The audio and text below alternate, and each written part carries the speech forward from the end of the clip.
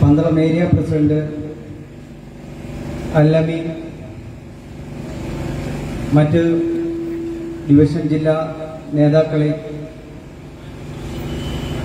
എന്റെ ശബ്ദം ശ്രവിക്കുന്ന നല്ലവരായ ജനാധിപത്യ മതേതരത്വ വിശ്വാസികളെ, popular front of India Adoor division committee സംഘടിപ്പിച്ചിട്ടുള്ള ഈ ഒരു പൊതുയോഗം, പ്രതിഷേധ പൊതുയോഗം, അതിന്റെ പ്രാധാന്യം, പ്രത്യേകിച്ച് പന്തളത്തിന്റെ മണ്ണിൽ ഈ പൊതുയോഗം നടത്തുമ്പോൾ അതിന്റെ പ്രാധാന്യം, ഇതിൽ സംസാരിക്കുന്ന വിഷയങ്ങൾ എന്റെ ശബ്ദം ശ്രവിക്കുന്ന നല്ലവരായ ജനാധിപത്യ മതേതരത്വ വിശ്വാസികൾ അവസാനം വരെയും ശ്രമിക്കേണ്ടതുണ്ട്. കഴിഞ്ഞ 16-ാം തീയതി യോഗി ആദിത്യനാഥ് ഭരിക്കുന്ന UP പോലീസ് കേരളത്തിലെ 2 യുവാക്കളെ വ്യാജ ആരോപണങ്ങളും ഉന്നയിച്ചുകൊണ്ട് അറസ്റ്റ് ചെയ്യുന്ന വാർത്ത നാം ദൃശ്യമാധ്യമങ്ങളിലൂടെ കണ്ടതാണ്. കഴിഞ്ഞ 16-ാം തീയതി ആ അറസ്റ്റ് ചെയ്യപ്പെട്ട വ്യക്തികളിൽ ഒരാള് പോപ്പുലർ ഫ്രണ്ട് പ്രവർത്തകനായ പന്തളം സ്വദേശിയായ അൻഷാദ് ബദറുദ്ദീനാണ്. അതുകൊണ്ട് തന്നെയാണ് ഈ ഒരു പൊതുയോഗത്തിന്റെ ആവശ്യകതയെക്കുറിച്ച്, ഇതിൽ സംസാരിക്കുന്ന വിഷയങ്ങളെക്കുറിച്ച് എന്റെ ശബ്ദം ശ്രവിക്കുന്ന മുഴുവൻ ജനാധിപത്യ മതേതരത്വ വിശ്വാസികളും അവസാനം വരെയും ഈ വിഷയങ്ങൾ കേൾക്കുകയും എന്താണ് സംഭവിച്ചിട്ടുള്ളതെന്ന് മനസ്സിലാക്കുകയും ചെയ്യണമെന്നാണ് ഈ അവസരത്തിൽ പോപ്പുലർ ഫ്രണ്ട് ഓഫ് ഇന്ത്യക്ക് പറയാനുള്ളത്. അക്രമങ്ങൾക്കും വർഗീയതയ്ക്കും കലാപങ്ങൾക്കും പേര് കേട്ട ഉത്തർപ്രദേശില്, ഉത്തർപ്രദേശിൽ ഭരിച്ചുകൊണ്ടിരിക്കുന്ന RSSകാരനായ മുഖ്യമന്ത്രി യോഗി ആദിത്യനാഥ് ഈ രാജ്യത്തെ RSSന്റെ അജണ്ട നടപ്പിലാക്കുന്നതിന് വേണ്ടി ഈ രാജ്യത്ത് ഓരോ കഥകൾ കെട്ടിച്ചമച്ചുകൊണ്ട് ഓരോരുത്തരെയും RSSനെ എതിർത്തുകൊണ്ടിരിക്കുന്ന, RSSനെതിരെ ശബ്ദിച്ചുകൊണ്ടിരിക്കുന്ന, RSSനെ പ്രതിരോധിച്ചുകൊണ്ടിരിക്കുന്ന സംഘടനകളെയും സംഘടനാ നേതൃത്വങ്ങളെയും സംഘടനാ പ്രവർത്തകരെയും മനുഷ്യാവകാശ പ്രവർത്തകരെയും വ്യാജ ആരോപണങ്ങൾ ഉന്നയിച്ചുകൊണ്ട് അറസ്റ്റ് ചെയ്ത് ജയിലിലടച്ചുകൊണ്ടിരിക്കുകയാണ്. RSSനെതിരെ വരുന്ന ശബ്ദങ്ങളെ ഇല്ലായ്മ ചെയ്യാമെന്നുള്ള ധാരണയിലാണ് യോഗി ആദിത്യനാഥ് ഈ രീതിയിലുള്ള പ്രവർത്തനങ്ങളുമായിട്ട് മുന്നോട്ട് പോയിക്കൊണ്ടിരിക്കുന്നത്. അതിന്റെ ഭാഗമായിട്ടാണ് ഇന്ന് UPയിലെ പോലീസ് കഴിഞ്ഞ 16-ാം തീയതി 2 പോപ്പുലർ ഫ്രണ്ട് പ്രവർത്തകരെ മാധ്യമങ്ങൾക്ക് മുമ്പിലേക്ക് കൊണ്ടുവന്നിട്ടുള്ളത്. കഴിഞ്ഞ രാജ്യത്ത് പല സംസ്ഥാനങ്ങളിലും പോപ്പുലർ ഫ്രണ്ട് ഓഫ് ഇന്ത്യയുടെ വികസന പ്രവർത്തനങ്ങൾക്ക് വേണ്ടി പോപ്പുലർ ഫ്രണ്ടിന്റെ സന്ദേശങ്ങൾ രാജ്യത്ത് മറ്റ് സംസ്ഥാനങ്ങളിലേക്ക് വ്യാപിപ്പിക്കുന്നതിന് വേണ്ടി, വികസനം നടത്തുന്നതിന് വേണ്ടി ചുമതലപ്പെടുത്തിയിട്ടുള്ള 2 പ്രവർത്തകരെയാണ് UP പോലീസ് അറസ്റ്റ് ചെയ്തിരിക്കുന്നത്. പല കഥകളാണ് മെനഞ്ഞുകൊണ്ടിരിക്കുന്നത്. RSSന്റെ നാഗ്പൂരിൽ നിന്നും RSSന്റെ ആസ്ഥാനത്തുള്ള ആയുധങ്ങളുടെ എണ്ണം എടുത്തു നോക്കിയാൽ അത് ആ ആയുധങ്ങളുടെ എണ്ണത്തിനനുസരിച്ച് കഥകൾ ഉണ്ടാക്കുന്ന RSSനെയാണ്, യോഗിയാണ് നമുക്ക് കാണാൻ സാധിക്കുന്നത്. RSSന്റെ ആസ്ഥാനത്ത് നിന്നും എടുത്തു വെച്ചിട്ടുള്ള ആയുധങ്ങൾ വെച്ചിട്ടാണ് പോപ്പുലർ ഫ്രണ്ട് പ്രവർത്തകരുടെ മേൽ വ്യാജ കഥകൾ ഉന്നയിച്ചുകൊണ്ടിരിക്കുന്നത്, കെട്ടിച്ചമച്ചുകൊണ്ടിരിക്കുന്നത്. പ്രിയപ്പെട്ടവരെ, അതിന്റെ കൂടുതൽ വിഷയങ്ങള് ഇവിടെ എനിക്ക് ശേഷമുള്ള പ്രാസംഗികർ ഇത് പറയുന്നതായിരിക്കും. പ്രിയപ്പെട്ടവരെ, പന്തളം സ്വദേശികളായ എന്റെ ശബ്ദം ശ്രവിക്കുന്നവർ മനസ്സിലാക്കേണ്ടത്, ഇന്ന് ഈ CPMന്റെ ദേശീയ സെക്രട്ടറി, ജനറൽ സെക്രട്ടറി സീതാറാം യെച്ചൂരിക്കെതിരെ ഡൽഹി കലാപ കേസിൽ കേസെടുത്തിട്ടുണ്ടെങ്കിൽ, ഡൽഹി കലാപത്തിന് ഗൂഢാലോചനയിൽ പങ്കെടുത്തു എന്ന് പറഞ്ഞ് കേസെടുത്തിട്ടുണ്ട് എങ്കിൽ അതേ കേസ് അദ്ദേഹത്തിനെതിരെ എന്ത് കേസാണോ എടുത്തത് അതേ കേസ് തന്നെയാണ് പോപ്പുലർ ഫ്രണ്ടിന്റെ പ്രവർത്തകർക്കെതിരെ എടുത്തിട്ടുള്ളത്. വ്യാജ കുറ്റം ചുമത്തിയിട്ടാണ്. ഒരു ട്വീറ്റ് ചെയ്തതിന്റെ പേരിൽ, സോഷ്യൽ മീഡിയ വഴി ഒരു ട്വീറ്റ് ചെയ്തതിന്റെ പേരിൽ തിരുവനന്തപുരത്തെ MPയും കോൺഗ്രസ് നേതാവുമായ ശശി തരൂരിന്റെ പേരിൽ UP പോലീസ് കേസെടുത്തിട്ടുണ്ടെങ്കിൽ അതേ കേസ് തന്നെയാണ്, അതേ രീതിയിലുള്ള അട്ടിമറികളാണ് പോപ്പുലർ ഫ്രണ്ട് പ്രവർത്തകർക്കെതിരെയും നേതാക്കൾക്കെതിരെയും UP പോലീസും ഡൽഹി പോലീസും ഒക്കെ ഇന്ന് കേസുകൾ എടുത്തുകൊണ്ടിരിക്കുന്നത്, വ്യാജ ആരോപണങ്ങൾ ഉന്നയിച്ചുകൊണ്ടിരിക്കുന്നത്.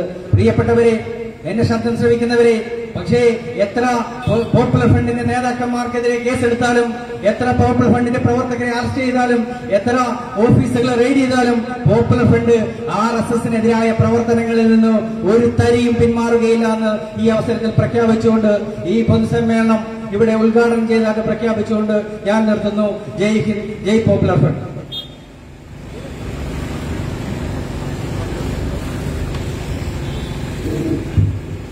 ഈ സംഗമത്തിന്റെ വിഷയാവതരണത്തിനായി സഹോദരൻ റഫീഖ് കുട്ടിക്കാടിനെ ക്ഷണിച്ചു.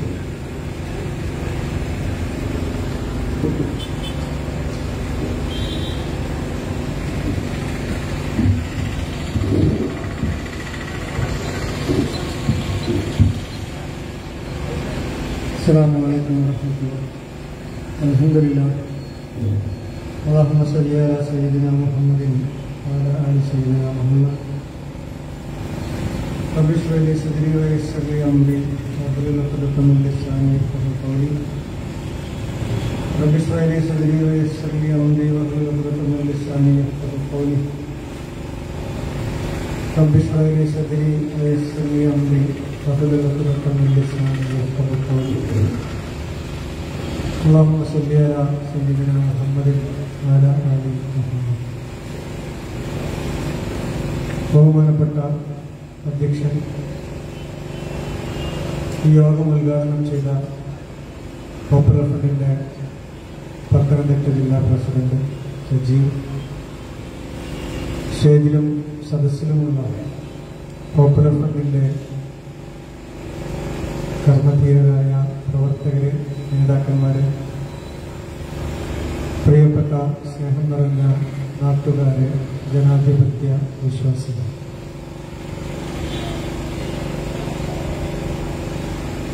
എന്തുകൊണ്ടാണ് ഇത്തരത്തിലുള്ള ഒരു പൊതുയോഗം, ഒരു പ്രതിഷേധ യോഗം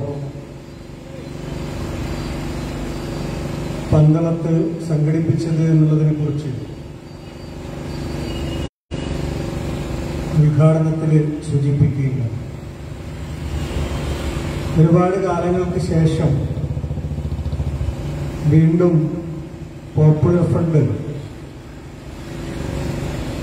കേരളത്തിലെ പത്രമാധ്യമങ്ങളിൽ സജീവമായി ചർച്ചകൾക്ക് വിധേയമായിക്കൊണ്ടിരിക്കുകയാണ്. ഉത്തർപ്രദേശില് ഒരു ട്രെയിൻ യാത്രക്കിടയിൽ പോപ്പുലർ ഫ്രണ്ടിന്റെ 2 പ്രവർത്തകർ,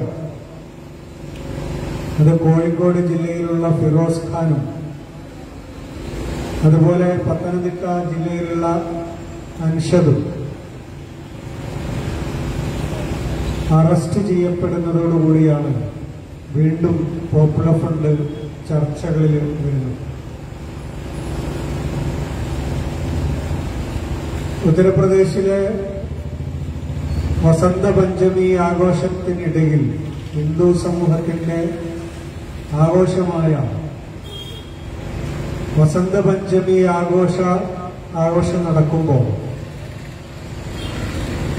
അവിടെ ബോംബ് സ്ഫോടനം നടത്തി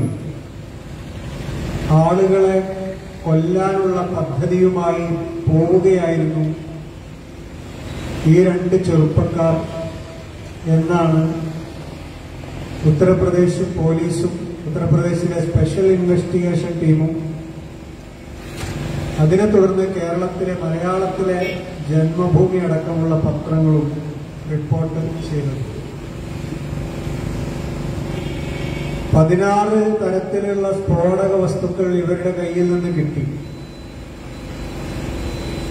ഡിറ്റനേറ്ററുകൾ അടക്കമുള്ള ആയുധങ്ങൾ, സ്ഫോടക വസ്തുക്കൾ, 12 റെയിൽവേ ടിക്കറ്റുകൾ, 4 ATM കാർഡുകൾ, മെട്രോ റെയിൽ ടിക്കറ്റുകൾ, പെൻഡ്രൈവ് തുടങ്ങിയ അതിഭീകരമായ ആയുധങ്ങളുമായിട്ടാണ് ഇവരിൽ പിടികൂടപ്പെട്ടിട്ടുള്ളത്. ജന്മഭൂമി ഒരു പടി കൂടെ കടന്ന് വെടിയുണ്ട അടക്കമുള്ള ആയുധ വസ്തുക്കൾ ഇവരുടെ കയ്യിൽ നിന്ന് പിസ്റ്റൾ അടക്കമുള്ള ആയുധ വസ്തുക്കളും ലഭിച്ചു എന്ന് ജന്മഭൂമി എഴുതുകയുണ്ട്. പിറ്റേ ദിവസം ഓരോരുത്തരുടെ ഇഷ്ടത്തിനനുസരിച്ചാണ് കഥകൾ ഉണ്ടായിട്ടുള്ളത്. നക്ഷതും ഫിറോസ് ഖാനും ഇത്ര വലിയ ഭീകരവാദികളാവാനുള്ള ഒരു കാരണം അവര് കരാട്ടെ ബ്ലാക്ക് ബെൽറ്റുകാരാണ് എന്നുള്ളതാണ് എന്ന് ജന്മഭൂമി പറയുന്നത്. അതോടൊപ്പം ഇവര് ബോംബ് നിർമ്മാണ വിദഗ്ധരാണ് എന്നാണ് മറ്റൊരു കണ്ടെത്തൽ. മനുഷ്യരെ കുറിച്ച് പറഞ്ഞിട്ടുള്ളത് പോപ്പുലർ ഫ്രണ്ടിന്റെ ആക്രമണ വിഭാഗത്തിന്റെ ദേശീയ മേധാവിയാണ് അൻഷദ് എന്നാണ് പത്രം എഴുതുന്നത്. ഫിറോസ് NDF-ന്റെ ഡിവിഷണൽ കമാൻഡറായിരുന്നു. NDF നിരോധിച്ചപ്പോ അദ്ദേഹം STPI ചേർന്ന് പ്രവർത്തിക്കുകയായിരുന്നു എന്നാണ് ജന്മഭൂമിക്കാരൻ കണ്ടെത്തിയിട്ടുള്ളത്. ഫിറോസിന് ആഡംബര വീടുകളുണ്ട്. വമ്പിച്ച സാമ്പത്തിക വളർച്ചയാണ് കുറഞ്ഞ കാലം കൊണ്ട് ഫിറോസ് നേടിയെടുത്തിട്ടുള്ളത്. ഈ യാത്രക്കിടയിൽ അവര് ബംഗ്ലാദേശ് സന്ദർശിക്കുകയുണ്ടായി. ബംഗ്ലാദേശ് സർക്കാർ നിരോധിച്ച ജമിയത്തുൽ മുജാഹിദീൻ എന്ന് പറയുന്ന സംഘടനയുമായി ബന്ധം സ്ഥാപിക്കുകയും അവരിൽ നിന്നാണ് ഇവർക്ക് സ്ഫോടക വസ്തുക്കൾ കിട്ടിയിട്ടുള്ളത്. ഇവരുമായി ബന്ധപ്പെട്ട 5 പേരെ കൂടി പിടികൂടാനുണ്ട് എന്ന് തുടങ്ങിയ അതിഭീകരമായ കഥയാണ് കഴിഞ്ഞ ദിവസം പത്രങ്ങളിൽ നമ്മൾ വായിച്ചത്.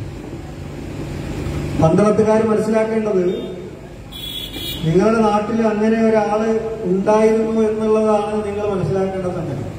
ഞാൻ നിങ്ങളുടെ നാട്ടുകാരനല്ല.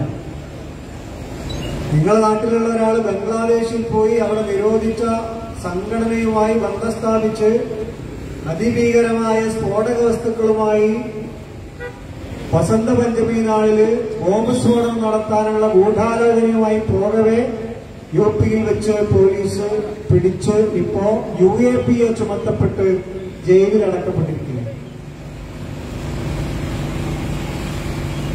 ഇവര് 11-ാം തീയതി ബീഹാറിൽ നിന്ന് മഹാരാഷ്ട്രയിലേക്ക് ട്രെയിൻ കയറിയ ആളുകളാണ്. പോപ്പുലർ ഫ്രണ്ട് നിയോഗിച്ചിട്ടുള്ള പോപ്പുലർ ഫ്രണ്ടിന്റെ അറിവോടുകൂടി ഇന്ത്യയുടെ വിവിധ സംസ്ഥാനങ്ങളിൽ ഈ സന്ദേശവുമായി പ്രവർത്തിക്കാൻ നിയോഗിക്കപ്പെട്ടിട്ടുള്ള ചെറുപ്പക്കാരാണ് ഈ 2 പേർ. പോപ്പുലർ ഫ്രണ്ടിന് അറിയാം ഇവരെങ്ങോട്ട് പോകുന്നു, എവിടെ നിന്ന് വരുന്നു എന്ന് വളരെ കൃത്യമായി പോപ്പുലർ ഫ്രണ്ടിന് അറിയാം. പോപ്പുലർ ഫ്രണ്ട് പറയുന്നത് 11-ാം തീയതി ബീഹാറിൽ നിന്ന് മഹാരാഷ്ട്രയിലേക്കായിരുന്നു, മുംബൈയിലേക്കായിരുന്നു ഇവരുടെ യാത്രാ ലക്ഷ്യം. ഈ ട്രെയിൻ UP-യിലൂടെ കടന്നു പോകുന്ന ട്രെയിനാണ് എന്ന് മാത്രമേ ഉള്ളൂ. UP-യിലൂടെ കടന്നു പോകുന്ന വഴിയിലാണ് UP-യിലെ സ്പെഷ്യൽ ടീം ഇവരെ തട്ടിക്കൊണ്ടുപോകുന്നത്. പിന്നീട് ഇവരെ കുറിച്ച് ഒരു വിവരവും ഇല്ലാത്തതുകൊണ്ട്, ഒരു ഫോൺ വിളിയും കാണാത്തതുകൊണ്ട് ഇവരുടെ വീട്ടുകാർ, 2 വീട്ടുകാരും 16-ാം തീയതിയോടെ കേരളത്തിലെ പോലീസ് സ്റ്റേഷനുകളിൽ പരാതി കൊടുക്കുമ്പോൾ അന്വേഷണങ്ങൾ പോകുമ്പോഴാണ് 16-ാം തീയതി രാത്രിയോടുകൂടി ഇവരെ UP പോലീസ് മാധ്യമങ്ങൾക്ക് മുന്നിൽ ഹാജരാക്കിക്കൊണ്ട് ഈ കഥ പറയുന്നത്. യഥാർത്ഥത്തിൽ അത്തരമൊരു പരാതി പോപ്പുലർ ഫ്രണ്ടിന്റെ ഭാഗത്ത് നിന്ന് പോയിട്ടില്ലായിരുന്നുവെങ്കിൽ നമ്മൾ ആലോചിക്കേണ്ടത് അവിടെയാണ്. ഒരു ബോംബ് സ്ഫോടനം നടത്താൻ പോയിട്ടുള്ള ആളുകളാണ് എങ്കിൽ വൻ തീവ്രവാദ പദ്ധതിയുമായിട്ട് ബംഗ്ലാദേശിൽ നിന്ന് ആയുധങ്ങൾ ശേഖരിച്ച് ഇന്ത്യയിൽ സ്ഫോടനം നടത്താൻ പദ്ധതിയിട്ട ആളുകളായിരുന്നുവെങ്കിൽ അവരെ കാണാനില്ല എന്ന് പറഞ്ഞിട്ട് പോപ്പുലർ ഫ്രണ്ട് ഒരിക്കലും പരാതിയുമായിട്ട് പോകില്ല. പക്ഷേ ആ പരാതിയുമായി പോയപ്പോഴാണ് ഉത്തർപ്രദേശ് പോലീസിന് ഇവരെ മാധ്യമങ്ങൾക്ക് മുമ്പിൽ ഹാജരാക്കേണ്ടി വന്നത്. അല്ലായിരുന്നുവെങ്കിൽ ഇവർക്ക് എന്ത് സംഭവിക്കുമെന്ന് ഉത്തർപ്രദേശിന്റെ ചരിത്രം അറിയുന്നവർക്ക് അറിയാം.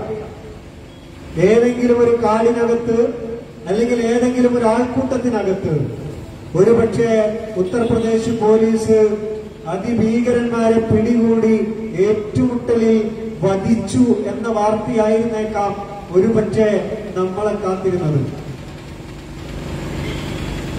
കാരണം അത് ഉത്തർപ്രദേശ് പോലീസാണ്.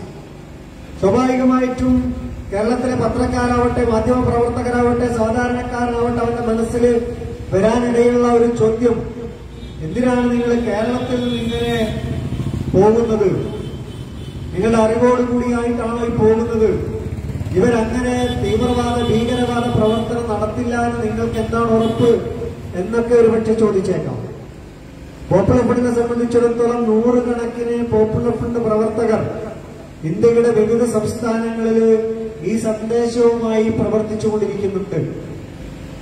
അവർക്കൊക്കെ കൃത്യമായി കേരളത്തിൽ നിന്ന് അതുപോലെ മറ്റ് സംസ്ഥാനങ്ങളിൽ നിന്ന്, പ്രത്യേകിച്ച് സൗത്തിലെ 3 സംസ്ഥാനങ്ങളിൽ നിന്ന്, കേരളം, തമിഴ്നാട്, കർണാടക പ്രദേശങ്ങളിൽ നിന്ന് തെരഞ്ഞെടുക്കപ്പെട്ട അവിടുത്തെ സംസ്ഥാന കമ്മിറ്റികൾ ഏൽപ്പിച്ചു കൊടുക്കുന്ന ആളുകളെയാണ് ഈ സന്ദേശത്തിന്റെ വ്യാപനത്തിന് വേണ്ടിയിട്ട് ഇന്ത്യയുടെ വിവിധ സംസ്ഥാനങ്ങളിൽ പറഞ്ഞയച്ച് പ്രവർത്തിച്ചുകൊണ്ടിരിക്കുന്നത്. ഇത്തരം ചോദ്യങ്ങൾ കേരളത്തിലെ പോപ്പുലർ ഫണ്ടിന്റെ നേതാക്കന്മാർ പത്രസമ്മേളനം നടത്തിയപ്പോ പത്രക്കാർക്ക് ആശങ്ക, എന്തിനാണ് നിങ്ങൾ ഇങ്ങനെ പോകുന്നത് എന്ന്. ഇന്ത്യ നമ്മുടെ രാജ്യമാണ് എന്ന് സംശയം ഇവർക്കൊക്കെ ഇടയ്ക്കൊക്കെ തോന്നിപ്പോവുക. എന്തിനാണ് നിങ്ങൾ ബീഹാറിലേക്ക് പോകുന്നത്? ബീഹാർ ഇന്ത്യയുടെ ഭാഗമല്ലേ? എന്തിനാണ് നിങ്ങൾ ഉത്തർപ്രദേശിലേക്ക് പോകുന്നത്? ഉത്തർപ്രദേശ് ഇന്ത്യയുടെ ഭാഗമല്ലേ? ഉത്തർപ്രദേശ് ഇന്ത്യ രാജ്യത്തിൽ എവിടെയും സഞ്ചാര സ്വാതന്ത്ര്യം ഇന്ത്യയുടെ ഭരണഘടന അനുവദിച്ചു നൽകുന്നു. അതുകൊണ്ട് തന്നെയാണ് കേരളത്തിൽ നിന്ന് തെരഞ്ഞെടുക്കപ്പെട്ട പ്രവർത്തകർ അവിടെ പോയി ഈ സന്ദേശം പ്രവർത്തിച്ചുകൊണ്ടിരിക്കുന്നത്, പറഞ്ഞുകൊണ്ടിരിക്കുന്നത്, അവിടെ ആളുകളെ ഈ സംഘടനയിലേക്ക് ക്ഷണിച്ചുകൊണ്ടിരിക്കുന്നത്. ഈ സംഘടന ഇന്ത്യയിൽ നിരോധിക്കപ്പെട്ടൊരു സംഘടനയല്ല. ജന്മഭൂമിക്കാരൻ എഴുതിയതുപോലെ വടകരയിലെ കോഴിക്കോട് ജില്ലയിലെ ഫിറോസ് NDF നിരോധിച്ചതുകൊണ്ട് STPIയിൽ ചേർന്നതല്ല. NDF ഇന്ത്യ രാജ്യത്ത് നിരോധിക്കപ്പെട്ടൊരു സംഘടനയല്ല. NDF കേരളത്തിൽ പ്രവർത്തിച്ചുകൊണ്ടിരുന്ന ഒരു സംഘടനയാണ്. ഈ പ്രവർത്തനം ദേശീയ തലത്തിലേക്ക് മാറ്റുമ്പോ NDFനെ പോലെ സമാനമായി ചിന്തിച്ചുകൊണ്ടിരിക്കുന്ന ആളുകൾ ഒരുമിച്ച് ചേർന്ന് ഒരു സംഘടനയ്ക്ക് രൂപം നൽകി. അതാണ് പോപ്പുലർ ഫണ്ട്. അതോടുകൂടി NDF ഇല്ലാതെയാവുന്നു. അതാണ് അതിന്റെ സംഗതി. NDF ഇന്ത്യയിൽ എവിടെയും നിരോധിച്ചിട്ടില്ല, കേരളത്തിൽ നിരോധിച്ചിട്ടില്ല. പിന്നെ ഇതിന്റെ പിന്നാലേക്ക് STPIയും കൂടെ കൂട്ടിക്കെട്ടുകയാണ്. STPI എന്ന് പറയുന്നത് കോൺഗ്രസ് പോലെ CPM പോലെ ഒരു രാഷ്ട്രീയ പ്രസ്ഥാനമാണ്. അത് വേറൊരു സാധനമാണ്. STPI എന്ന് പറയുന്നത് അത് പോപ്പുലർ ഫണ്ട് അല്ല. പോപ്പുലർ ഫണ്ട് മറ്റൊരു പ്രസ്ഥാനമാണ്, വേറൊരു പ്രസ്ഥാനമാണ് പോപ്പുലർ ഫണ്ട്. പക്ഷേ ഒരു പ്രശ്നം വരുമ്പോ, ഒരു വിഷയം വരുമ്പോ ഇതൊക്കെ ഒന്നാണ് എന്ന് പറയാൻ മാധ്യമങ്ങള് വളരെ മിടുക്ക് കാണിച്ചുകൊണ്ടിരിക്കുക. നമ്മൾ ആലോചിക്കേണ്ടത് UP നിന്നാണ് ഇവരെ അറസ്റ്റ് ചെയ്യുന്നത്. എന്താണ് UP സംസ്ഥാനത്തെ കുറിച്ച് നമ്മൾ ഒന്ന് അറിഞ്ഞിരിക്കേണ്ടതുണ്ട്. UPയിൽ ഇപ്പൊ ഭരിച്ചുകൊണ്ടിരിക്കുന്ന 35 MLAമാർ, കഴിഞ്ഞ ഭരണകൂടത്തിലുണ്ടായിരുന്ന 81 MLAമാർ, ഈ പറയുന്ന ഇപ്പൊ ഭരിച്ചുകൊണ്ടിരിക്കുന്ന 35 MLAമാരും ജീവപര്യന്തം തടവ് ശിക്ഷ കിട്ടാവുന്ന ക്രിമിനൽ കുറ്റം ചെയ്ത ആളുകളാണ് UP ഇപ്പൊ ഭരിച്ചുകൊണ്ടിരിക്കുന്നത്. അവരുടെ നേതാവാണ് യോഗി ആദിത്യനാഥ് എന്ന് പറയുന്ന മുഖ്യമന്ത്രി. അദ്ദേഹം അടക്കമുള്ള ആളുകളാണ് ജീവപര്യന്തം തടവ് ശിക്ഷ കിട്ടാവുന്ന കുറ്റം ചെയ്ത് അവരുടെ പേരിലൊക്കെ FIR ഉള്ള ആളുകളാണ് മുഖ്യമന്ത്രി അടക്കമുള്ള 35 MLAമാർ UPയിൽ ഭരിച്ചുകൊണ്ടിരിക്കുന്നത്. യോഗി ആദിത്യനാഥ് അധികാരം ഏറ്റെടുത്തപ്പോൾ ആദ്യം ചെയ്ത പണി അദ്ദേഹത്തിന്റെ പേരിലുള്ള കേസുകളൊക്കെ പിൻവലിക്കുകയാണ് ആദ്യം ചെയ്തത്. അപ്പൊ ഒരു ഭരണകൂടത്തിലെ MLAമാരിലെ ഭൂരിപക്ഷം ആളുകളും ക്രിമിനൽ പശ്ചാത്തലമുള്ള, ക്രിമിനൽ കുറ്റം ചെയ്തിട്ടുള്ള ആളുകൾ ഭരിച്ചുകൊണ്ടിരിക്കുന്ന ഒരു സംസ്ഥാനത്ത് നമ്മൾ എന്ത് പേരിട്ടിട്ടാണ് അവിടുത്തെ ഭരണകൂടത്തെ വിളിക്കുക? ഓരോ 90 മിനിറ്റിലും എന്ന് പറഞ്ഞ ഓരോ 1.5 മണിക്കൂറിലും ഒരു കുട്ടിക്കെതിരെ ക്രിമിനൽ കുറ്റം നടന്നുകൊണ്ടിരിക്കുന്ന ഒരു സംസ്ഥാനമാണ് UP. ഓരോ 90 മിനിറ്റിലും, ഓരോ 2 മണിക്കൂറിലും ഒരു സ്ത്രീ ബലാത്സംഗം ചെയ്യപ്പെട്ടുകൊണ്ടിരിക്കുന്ന സംസ്ഥാനമാണ് ഉത്തർപ്രദേശ്. അവിടെയുള്ള അക്രമങ്ങളുടെ കഥ നമുക്കറിയാം. ഓരോ 2 മണിക്കൂറിലും പെൺകുട്ടികൾ ബലാത്സംഗം ചെയ്യപ്പെട്ടുകൊണ്ടിരിക്കുന്ന ഇന്ത്യയുടെ ആർഷഭാരത സംസ്കാരമാണ് UPയിൽ യോഗി ആദിത്യനാഥൊക്കെ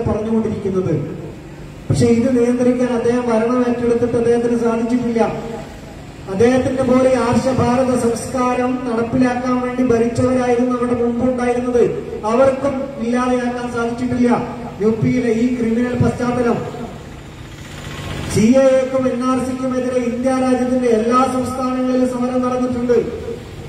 മുസ്ലിങ്ങൾ മാത്രമായിരുന്നില്ല സമരത്തിന് മുന്നിൽ. CAA-യും NRC-യും നിയമവിരുദ്ധമാണ് എന്നറിയാവുന്ന മുഴുവൻ ആളുകളും ആ സമരത്തിലുണ്ടായിരുന്നു. പക്ഷെ UP അതിനെ നേരിട്ടത് എങ്ങനെയായിരുന്നു എന്ന് നമ്മൾ മറന്നുപോകരുത്. UP പോലീസ് CAA NRC സമരത്തിൽ പങ്കെടുത്ത ആളുകൾക്കെതിരെ വെടിവെച്ച് 8 വയസ്സുള്ള കുട്ടിയടക്കം 23 പേരെ വെടിവെച്ചു വന്ന സംസ്ഥാനമാണ് ഉത്തർപ്രദേശ്. മറന്നുപോകരുത്. 23 പേരെ വെടിവെച്ചു വന്നത് മാത്രമല്ല, അവരുടെ മയ്യത്തൊന്നും അവരുടെ നാട്ടിലേക്ക് കൊടുത്തയക്കാതെ അവിടെ തന്നെ സംസ്കരിക്കുന്ന കബറടക്കുന്ന അവസ്ഥ. നാട്ടിൽ കൊണ്ടുപോയാൽ അതിന്റെ പേരിൽ കലാപമുണ്ടാകുമെന്ന് പറഞ്ഞിട്ട് സ്വന്തം നാട്ടിലേക്ക്, മഹലിലേക്ക്, സ്വന്തം പള്ളിയിലേക്ക് അവരുടെ മയ്യത്ത് കൊടുത്തയക്കാതെ കബറടക്കിയ സംസ്ഥാനമാണ് ഉത്തർപ്രദേശ്. ആ CAA NRC സമരം നടന്ന ഒരാഴ്ചയില് ഉത്തർപ്രദേശ് സംസ്ഥാനത്ത് രജിസ്റ്റർ ചെയ്ത FIR-കളുടെ എണ്ണം 1,00,000 FIR ആണ് ഉത്തർപ്രദേശിൽ രജിസ്റ്റർ ചെയ്തത്. 1,00,000 FIR എന്ന് പറഞ്ഞാൽ അതിൽ പെടാത്ത ആളുകൾ ഇനി ഉണ്ടാവൂല ഉത്തർപ്രദേശിൽ. ആരെ വേണമെങ്കിലും പെടുത്താവുന്ന തരത്തിൽ, സർക്കാരിനെതിരായി സംസാരിക്കുന്ന ആരെയും ഉൾപ്പെടുത്താവുന്ന തരത്തിൽ വേണ്ടത്ര FIR-കൾ എല്ലാ പോലീസ് സ്റ്റേഷനുകളിലും രജിസ്റ്റർ ചെയ്തു. ഈ സമരത്തിലും വെടിവയ്പ്പിലും മരിച്ചവർക്ക് പുറമെ പരിക്കേറ്റ ആളുകൾ, അവരെ കൊണ്ടുപോയ ഹോസ്പിറ്റലുകളിൽ പോലീസ് ആദ്യമെത്തുന്നു. ഒരാളെയും അഡ്മിറ്റ് ചെയ്യാൻ പാടില്ല എന്ന് ഹോസ്പിറ്റൽ അധികൃതർക്ക് പോലീസ് ഭീഷണി കൊടുക്കുന്നു. അഡ്മിറ്റ് ചെയ്യാൻ പാടില്ല. അഡ്മിറ്റ് ചെയ്താൽ അല്ലെങ്കിൽ ചികിത്സിച്ചാൽ അവരാരും തന്നെ പോലീസിനെതിരെ ഒരു മൊഴിയും കൊടുക്കാൻ പാടില്ല. ആ രീതിയിലായിരുന്നു ഉത്തർപ്രദേശ് ഗവൺമെന്റ് CAA വിരുദ്ധ സമരത്തെ നേരിട്ടത്. കഴിഞ്ഞില്ല. ആ സമരത്തിന് നേതൃത്വം കൊടുത്ത ആളുകൾ, പോപ്പുലർ ഫ്രണ്ടിൽപ്പെട്ട ആളുകളുണ്ട്.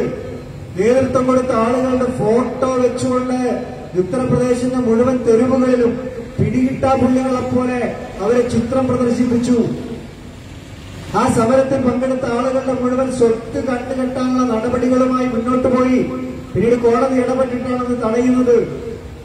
ആ സമരത്തിൽ പങ്കെടുത്ത ആളുകളുടെ സ്വത്ത് കണ്ടുകെട്ടണമെന്നാണ് ഉത്തർപ്രദേശ് ഗവൺമെന്റ് മുന്നോട്ട് വെച്ച നിലപാട്.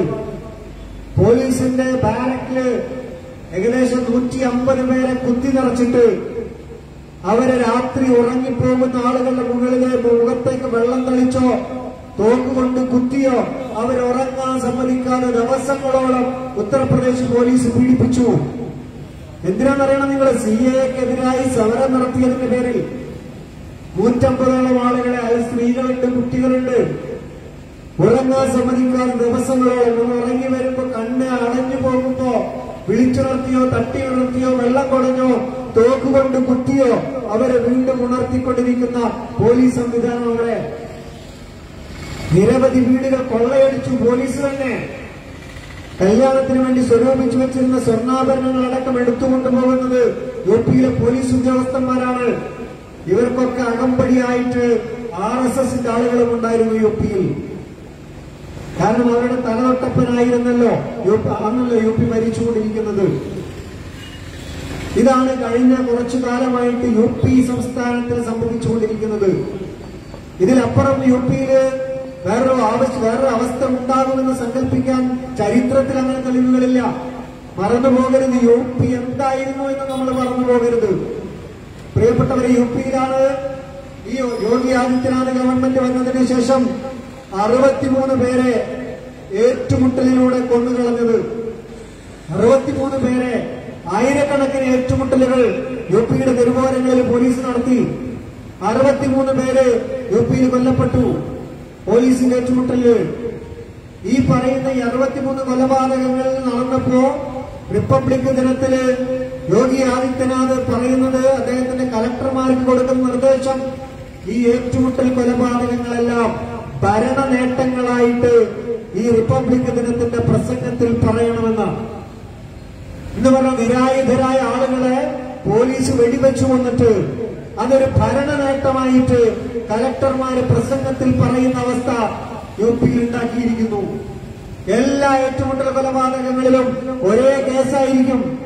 രാത്രി ചെല്ലാൻ പോകുന്നു, ടോർച്ച് വെളിച്ചത്തിൽ അവരുടെ കയ്യിൽ ആയുധം കാണുന്നു, അവര് പോലീസിനെ ആക്രമിക്കുന്നു, ഭാഗ്യവശാൽ പോലീസ് രക്ഷപ്പെടുന്നു, തിരിച്ചങ്ങോട്ട് വെടിവെക്കുന്നു, അവർ മരിക്കുന്നു. മിക്കവാറും എല്ലാ സംഭവങ്ങളിലും ഒരേ കഥ തന്നെയാണ് പോലീസ് പറയുന്നത്. ഇത്തരം 65 മരണങ്ങൾ യുപിയില് മറന്നുപോയിട്ടില്ല നമ്മൾ. മുസഫർ നഗർ എന്നുള്ള പേര്, അത് യുപിയിലായിരുന്നു. മുസഫർ നഗർ കലാപം നടന്നത്, മുസഫർ നഗർ കലാപം നടന്നിട്ട് അധികമൊന്നും ആയിട്ടില്ല. സ്ത്രീകളും കുട്ടികളും അടക്കം ആയിരക്കണക്കിന് ആളുകള്, 10,000-കണക്കിന് ആളുകൾ അഭയാർത്ഥികളാക്കപ്പെട്ട മുസഫർ നഗർ കലാപം അന്നുണ്ടായിരുന്നു. നമ്മൾ നിങ്ങൾക്ക് ഓർമ്മയുണ്ടാവും, കേരളത്തിൽ നിന്ന് പഴയ വസ്ത്രങ്ങൾ ശേഖരിച്ചിട്ട് നമ്മൾ മുസഫർ നഗറിലേക്ക് അയച്ചത് നിങ്ങൾക്ക് ഓർമ്മയുണ്ടാവും. 10,000-കണക്കിന് ആളുകൾ അഭയാർത്ഥികളാക്കപ്പെട്ട മുസഫർ നഗർ കലാപം സംഭവിച്ചത് യുപിയിലായിരുന്നു. ഇപ്പോഴും ഈ ഒരു സമയത്തും NRC വിരുദ്ധ സമരം നടന്നപ്പോൾ മുസഫർ നഗർ ചിത്രങ്ങളിൽ വന്നു, പത്രമാധ്യമങ്ങളിൽ. എന്താണ്? മുസഫർ നഗറിലെ സാദത്ത് മദ്രസയിലെ ഉസ്താദ് മൗലാന ഹസൻ റാസ ഹുസൈനി എന്ന് പറയുന്ന ഉസ്താദ്, അദ്ദേഹത്തിന്റെ 35 കുട്ടികളും മദ്രസയിലെ, ഈ കുട്ടികളെ മുഴുവൻ പിടിച്ചുകൊണ്ടുപോയിട്ട് ജയ് ശ്രീരാം ഹര ഹര മഹാദേവ വിളിക്കണമെന്ന് പറഞ്ഞുകൊണ്ട് അതിക്രൂരമായിട്ട് മർദ്ദിച്ചത് ഈ പറയുന്ന യുപിയിലെ മുസഫർ നഗറിലായിരുന്നു. ഈ മൗലാന എന്ന് പറയുന്ന ഈ മൗലാന അസദ് റാസ ഹുസൈനി എന്ന് പറയുന്ന ഈ മനുഷ്യൻ കഴിഞ്ഞ തെരഞ്ഞെടുപ്പിൽ BJPക്ക് വോട്ട് ചെയ്യണമെന്ന് പറഞ്ഞ മനുഷ്യനാണ്. അദ്ദേഹത്തെയും അദ്ദേഹത്തിന്റെ മദ്രസയിലെ 35 കുട്ടികളെയുമാണ് കൊണ്ടുപോയിട്ട് അതിഭീകരമായിട്ട് യുപിയില് RSSകാര് പോലീസ് മർദ്ദിച്ചത്. അത് മുസഫർ നഗറിലായിരുന്നു. ബാബരി മസ്ജിദ് മറന്നുപോകരുത്, യുപിയിലായിരുന്നു ബാബരി മസ്ജിദ്.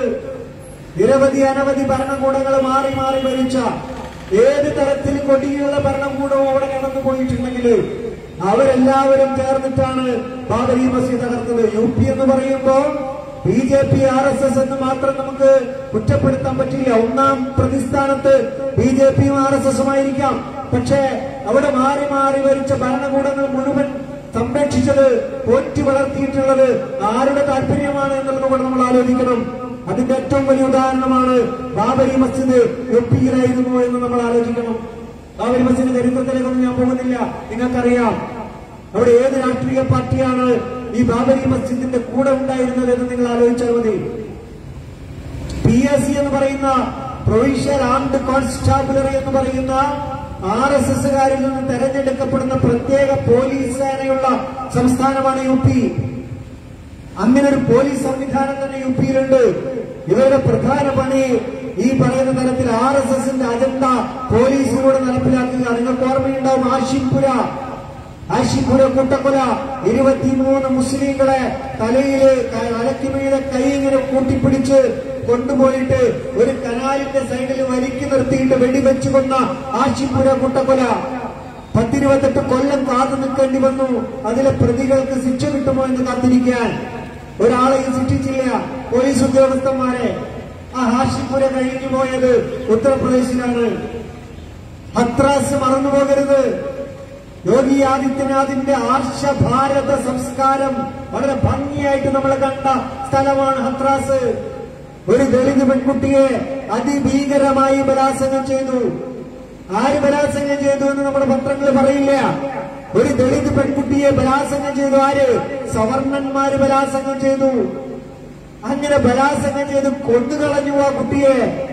അവരുടെ കൊന്നുകളയലും ബലാത്സംഗം ചെയ്യലും ക്രിമിനലുകൾ ചെയ്യുന്നതാണ്, നമുക്ക് മാറ്റി നിർത്താം. പക്ഷേ പോലീസും ഭരണകൂടവും അതിനോട് സ്വീകരിച്ച നിലപാടെന്നായിരുന്നു യുപിയില്.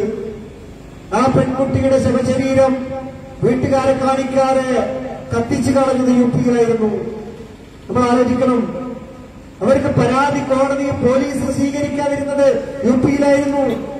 ആ പെൺകുട്ടി മരണസമയത്ത് പറഞ്ഞ പേരുകൾ ഒഴിവാക്കാൻ പല ശ്രമങ്ങളും യുപി പോലീസ് നടത്തി. അങ്ങനെ നിരവധി പോരാട്ടങ്ങളിലൂടെ കടന്നിട്ടാണ് ഹത്രാസിൽ ആ പെൺകുട്ടിയുടെ ശബ്ദം ലോകം കേട്ടത്. ഹത്രാസ് യുപിയിലാണ്. ആർഷഭാരത യോഗി സംസ്കാരത്തില് ഒരു ദളിതന്റെ അവസ്ഥ എന്തായിരിക്കുമെന്നുള്ളതിന് കൂടുതൽ തെളിവൊന്നും വേണ്ട, കഴിയില്ല. ഉന്നാവ് എന്നൊക്കെ പറയുന്ന പ്രദേശം യുപിയിലാണ്. കഴിഞ്ഞ ദിവസം നമ്മൾ കേട്ടു ഉന്നയില് ദളിത് പെൺകുട്ടിയെ കെട്ടിയിട്ട് ബലാത്സംഗം ചെയ്ത കഥ. അത് സ്ഥിരമായിട്ട് ഉന്നാവിൽ സംഭവിക്കുന്നതാണ്. അതിനു മുമ്പ് നിങ്ങൾക്ക് ഓർമ്മയുണ്ടോ? ഉന്നാവിലൊരു ദളിത് പെൺകുട്ടിയെ ബലാത്സംഗം ചെയ്ത് കൊന്നുകളഞ്ഞു. അതിന്റെ കേസുമായി പോയ അവരുടെ അച്ഛനെ പോലീസ് കള്ളക്കേസിൽ കുടുക്കി അതിക്രൂരമായി ലോക്കപ്പിലിട്ട് പീഡിപ്പിച്ചു. ആ അച്ഛൻ പിന്നീട് മരണപ്പെട്ടു. പിന്നീട് ആ കേസുമായി പോയ ആ കുട്ടിയുടെ അമ്മാവരും അമ്മായിയും അടക്കമുള്ള ആളുകള് ഒരു ലോറി ആക്സിഡന്റിൽ കൊല്ലപ്പെട്ടു. ഇതൊക്കെ നമ്മൾ കണ്ടതാ. എന്നിങ്ങനെയാണ് ഒരു സവർണ സമൂഹത്തോട്, ഒരു സവർണ വിഭാഗത്തോട് ഒരു ദളിത് പെൺകുട്ടിയുടെ കുടുംബം പ്രതിഷേധിച്ചാൽ, പ്രതികരിച്ചാൽ, പരാതി കൊടുത്താൽ എന്താണ് യു പിയിൽ സംഭവിക്കുക എന്നുള്ളതിന് ഉനയിലെ പെൺകുട്ടിയുടെ ഉദാഹരണം നമ്മുടെ മുമ്പിലുണ്ട്. ഇതേ ഉനയിലാണ് ഒരു ചത്ത പശുവിന്റെ തോല് പൊളിച്ചെടുത്തു എന്നുള്ളതിന്റെ പേരില് 3 ദളിതന്മാരെ ലോറിയുടെ പിന്നിൽ കെട്ടിയിട്ട് നഗ്നമാക്കി അടിച്ചുകൊണ്ടുപോയത് നമ്മൾ പത്രങ്ങളിൽ കണ്ടത് ഉനയിലാണ്. ആർഷ ഭാരത സംസ്കാരം RSSും യോഗി ആദിത്യനാഥും നരേന്ദ്രമോദിയും പ്രതിനിധാനം ചെയ്യുന്ന ആർഷ ഭാരത സംസ്കാരത്തില് ഒരു ദളിതന്റെ അവസ്ഥ എന്തായിരിക്കുമെന്നുള്ളതിന് യു പിയിലേക്ക് നോക്കിയാൽ മതി. യോഗി പ്രതിനിധാനം ചെയ്യുന്ന ആർഷ ഭാരത സംസ്കാരത്തില് മുസൽമാന്റെ അവസ്ഥ എന്തായിരിക്കുമെന്നറിയാൻ യു പിയിലേക്ക് നോക്കിയാൽ മതി. കാരണം യു പി മാതൃകയായതുകൊണ്ടാണല്ലോ കേരള യാത്ര, കേരളത്തിലിപ്പോ വിജയയാത്ര ഉദ്ഘാടനം ചെയ്യാൻ BJP സെലക്ട് ചെയ്ത ആള് യോഗി ആദിത്യനാഥാണ്. കാരണം BJPയുടെ മാതൃക മോഡൽ നരേന്ദ്രമോദി കഴിഞ്ഞ 2ാമത്തെ മോഡൽ ഈ പറയുന്ന യോഗി ആദിത്യനാഥാണ്. എങ്കിൽ നിങ്ങൾ യോഗി ആദിത്യനാഥിന്റെ യു പിയിലേക്ക് നോക്കുക. BJPക്ക് ഇഷ്ടപ്പെട്ടതെല്ലാം അവിടെ നടക്കുന്നുണ്ട്. എന്നിട്ടും BJP പറയുന്നത് ഞങ്ങൾ ഹിന്ദുക്കളുടെ ഏകീകരണമാണ്, ഹിന്ദുവിന്റെ പാർട്ടിയാണ്, ഹിന്ദുവിന്റെ മോചനമാണ് എന്ന് BJPയും RSSും പറയുന്നുണ്ട്. അതുകൊണ്ടാണ് ഞങ്ങൾ പറയുന്നത്, അവര് പറയുന്ന ഹിന്ദുവില് ഉനയിലെ പെൺകുട്ടിയുടെ സമുദായം പെടില്ല, ഉനയിലെ ചാട്ടവാറ് കൊണ്ട് അടിക്കപ്പെട്ട ആ യുവാക്കളുടെ സമുദായം പെടില്ല, ഉനയിൽ അതിഭീകരമായി കൊല ചെയ്യപ്പെട്ട ഹത്രാസിലെ പെൺകുട്ടിയുടെ സമുദായം RSSന്റെ പട്ടികയിൽ ഹിന്ദുവല്ല. അതിപ്പോ BJP ഇവിടെ സുരേന്ദ്രൻ സാറിന്റെ യാത്ര ഉദ്ഘാടനം ചെയ്യുമ്പോ നമ്മളോട് പറഞ്ഞു തരുന്നത് അതാണ് യു പി എന്ന് നമ്മൾ ആലോചിക്കണം. കഴിഞ്ഞില്ല. ഡോക്ടർ കഫീൽ ഖാൻ യു പിയിലാണ്, മറന്നുപോകരുത്. ഡോക്ടർ കഫീൽ ഖാൻ അദ്ദേഹം CAAക്ക് അനുകൂലമായിട്ട് പ്രസംഗിച്ചപ്പോ ഡോക്ടർ കഫീൽ ഖാന്റെ പേരില് NSA ചുമത്തി, ദേശീയ സുരക്ഷാ നിയമം ചുമത്തി, പുറത്തിറങ്ങാത്ത രീതിയിൽ ജയിലടക്കാൻ അവിടെ കോടതി രക്ഷയ്ക്കെത്തി. അദ്ദേഹം CAAക്ക് അനുകൂലമായി പ്രസംഗിച്ചതിന്റെ പേരിൽ 153A IPC പ്രകാരം മതസ്പർദ്ധ ഉണ്ടാക്കുന്നു എന്ന വകുപ്പ് ചേർത്തി. മുമ്പ് നിങ്ങൾക്ക് ഓർമ്മയുണ്ടാവും, കുട്ടികൾ ഓക്സിജൻ കിട്ടാതെ മരിച്ചപ്പോ സ്വന്തം കീശയിൽ നിന്ന് പണമെടുത്ത് ഓക്സിജൻ വാങ്ങിക്കൊടുത്ത, സിലിണ്ടർ വാങ്ങിക്കൊടുത്തതിന്റെ പേരില് രാജ്യദ്രോഹ കുറ്റം ചുമത്തി ജയിലിലടക്കപ്പെട്ടതായിരുന്നു കഫീൽ ഖാൻ. അത് യു പിയിലാണ്. മുഹമ്മദ് അഖ്ലാഖ്, മറന്നുപോകരുത്, മുഹമ്മദ് അഖ്ലാഖ് ഇന്ത്യയുടെ ചരിത്രത്തിൽ ആദ്യമായിട്ട് ഒരു മനുഷ്യനെ വടിയും ഓളോ ബ്രിക്സും ഉപയോഗിച്ച് അടിച്ചു കൊന്നത് യു പിയിലായിരുന്നു. മുഹമ്മദ് അഖ്ലാഖ്, അദ്ദേഹത്തിന്റെ മകൻ ഇന്ത്യൻ പട്ടാളത്തിലെ ഉദ്യോഗസ്ഥനായിരുന്നു. RSSകാരന് ഇന്ത്യൻ പട്ടാളത്തെ സേവിക്കണമെന്ന് പറയുമ്പോ ഇടക്കിടക്ക് ചോദിക്കല്ലോ, സൈന്യത്തിലേക്ക് നോക്കൂ നിങ്ങൾ. നരേന്ദ്രമോദിയും പറയാറുണ്ട്, നിങ്ങൾ സൈന്യത്തെ നോക്കൂ, അവരെ അതിർത്തികൾ കട്ടപ്പെടുകയാണെന്ന് പറഞ്ഞിട്ട് നമ്മളോട് പലതും ക്ഷമിക്കാൻ പറയുന്ന നരേന്ദ്രമോദി ഗവൺമെന്റിന്റെ കീഴില് ഇന്ത്യയില് സൈന്യത്തിൽ സേവനം ചെയ്യുന്ന ഒരു ചെറുപ്പക്കാരന്റെ ബാപ്പയെ ബീഫ് കൈവശം വെച്ചു എന്ന് പറഞ്ഞിട്ട് അടിച്ചു കൊന്നത് യു പിയിലായിരുന്നു. അത് കഴിഞ്ഞു അഫ്താബാലം, അത് യു പിയിലാണ്, മറന്നുപോകരുത്. അഫ്താബാലം ബീഫ് കൈവശം വെച്ചതല്ല, ജയ് ശ്രീരാം വിളിക്കണമെന്ന് പറഞ്ഞിട്ട് അത് വിളിക്കില്ല എന്ന് പറഞ്ഞതിന്റെ പേരില് അഫ്താബാലത്തിനെ തെരുവിലിട്ട് അടിച്ചു കൊന്നത് യു പിയിലായിരുന്നു. ഇപ്പൊ യു പിയിൽ ഏകദേശം ഒതുക്കിയെന്ന് തോന്നിയപ്പോ, അല്ലെങ്കിൽ യു പിയിൽ ഏകദേശം തന്റെ പരിധിയിൽ വരുമെന്ന് കാണുമ്പോ പതിയെ പതിയെ യു പിയിൽ നിന്ന് കേരളത്തിലേക്കാണ് യോഗി ആദിത്യനാഥ് വരുന്നത്. ഇനി കേരളത്തിലൊന്ന് ഒന്ന് ഒന്ന് കാണിച്ചു കൊടുക്കേണ്ടതിന്റെ എങ്ങനെയാണ് സംഘപരിവാരത്തിന്റെ അജണ്ട എന്ന്. അതിനാദ്യം അറസ്റ്റ് ചെയ്യപ്പെടുന്നത് സിദ്ദീഖാപ്പനാണ്. സിദ്ദീഖാപ്പൻ എന്ന് പറഞ്ഞാൽ ഡൽഹിയിലൊരു പത്രപ്രവർത്തകൻ. അദ്ദേഹം ഹത്രാസിലേക്ക് പോവുകയാണ് പെൺകുട്ടിയുടെ വീട് കാണാൻ. അദ്ദേഹത്തിന്റെ കൂടെ 3 ക്യാമ്പസ് ഫ്രണ്ട് പ്രവർത്തകരും. അവരെ അറസ്റ്റ് ചെയ്തു പോലീസ്. എന്നിട്ട് എന്താ പറഞ്ഞത്? വർഗീയ കലാപമുണ്ടാക്കാൻ, ജാതീയമായ ചേരിതിരിവുണ്ടാക്കാൻ വിദേശത്തുനിന്ന് ഫണ്ട് സ്വീകരിച്ചിട്ടാണ് സിദ്ദീഖാപ്പൻ UP വന്നിട്ടുള്ളത്. അറസ്റ്റ് ചെയ്ത് ഇപ്പൊ അദ്ദേഹം 5 ദിവസം ജാമ്യം കിട്ടിയിരിക്കുകയാണ്. മരിക്കാൻ കിടക്കുന്ന ഉമ്മയെ കാണാൻ.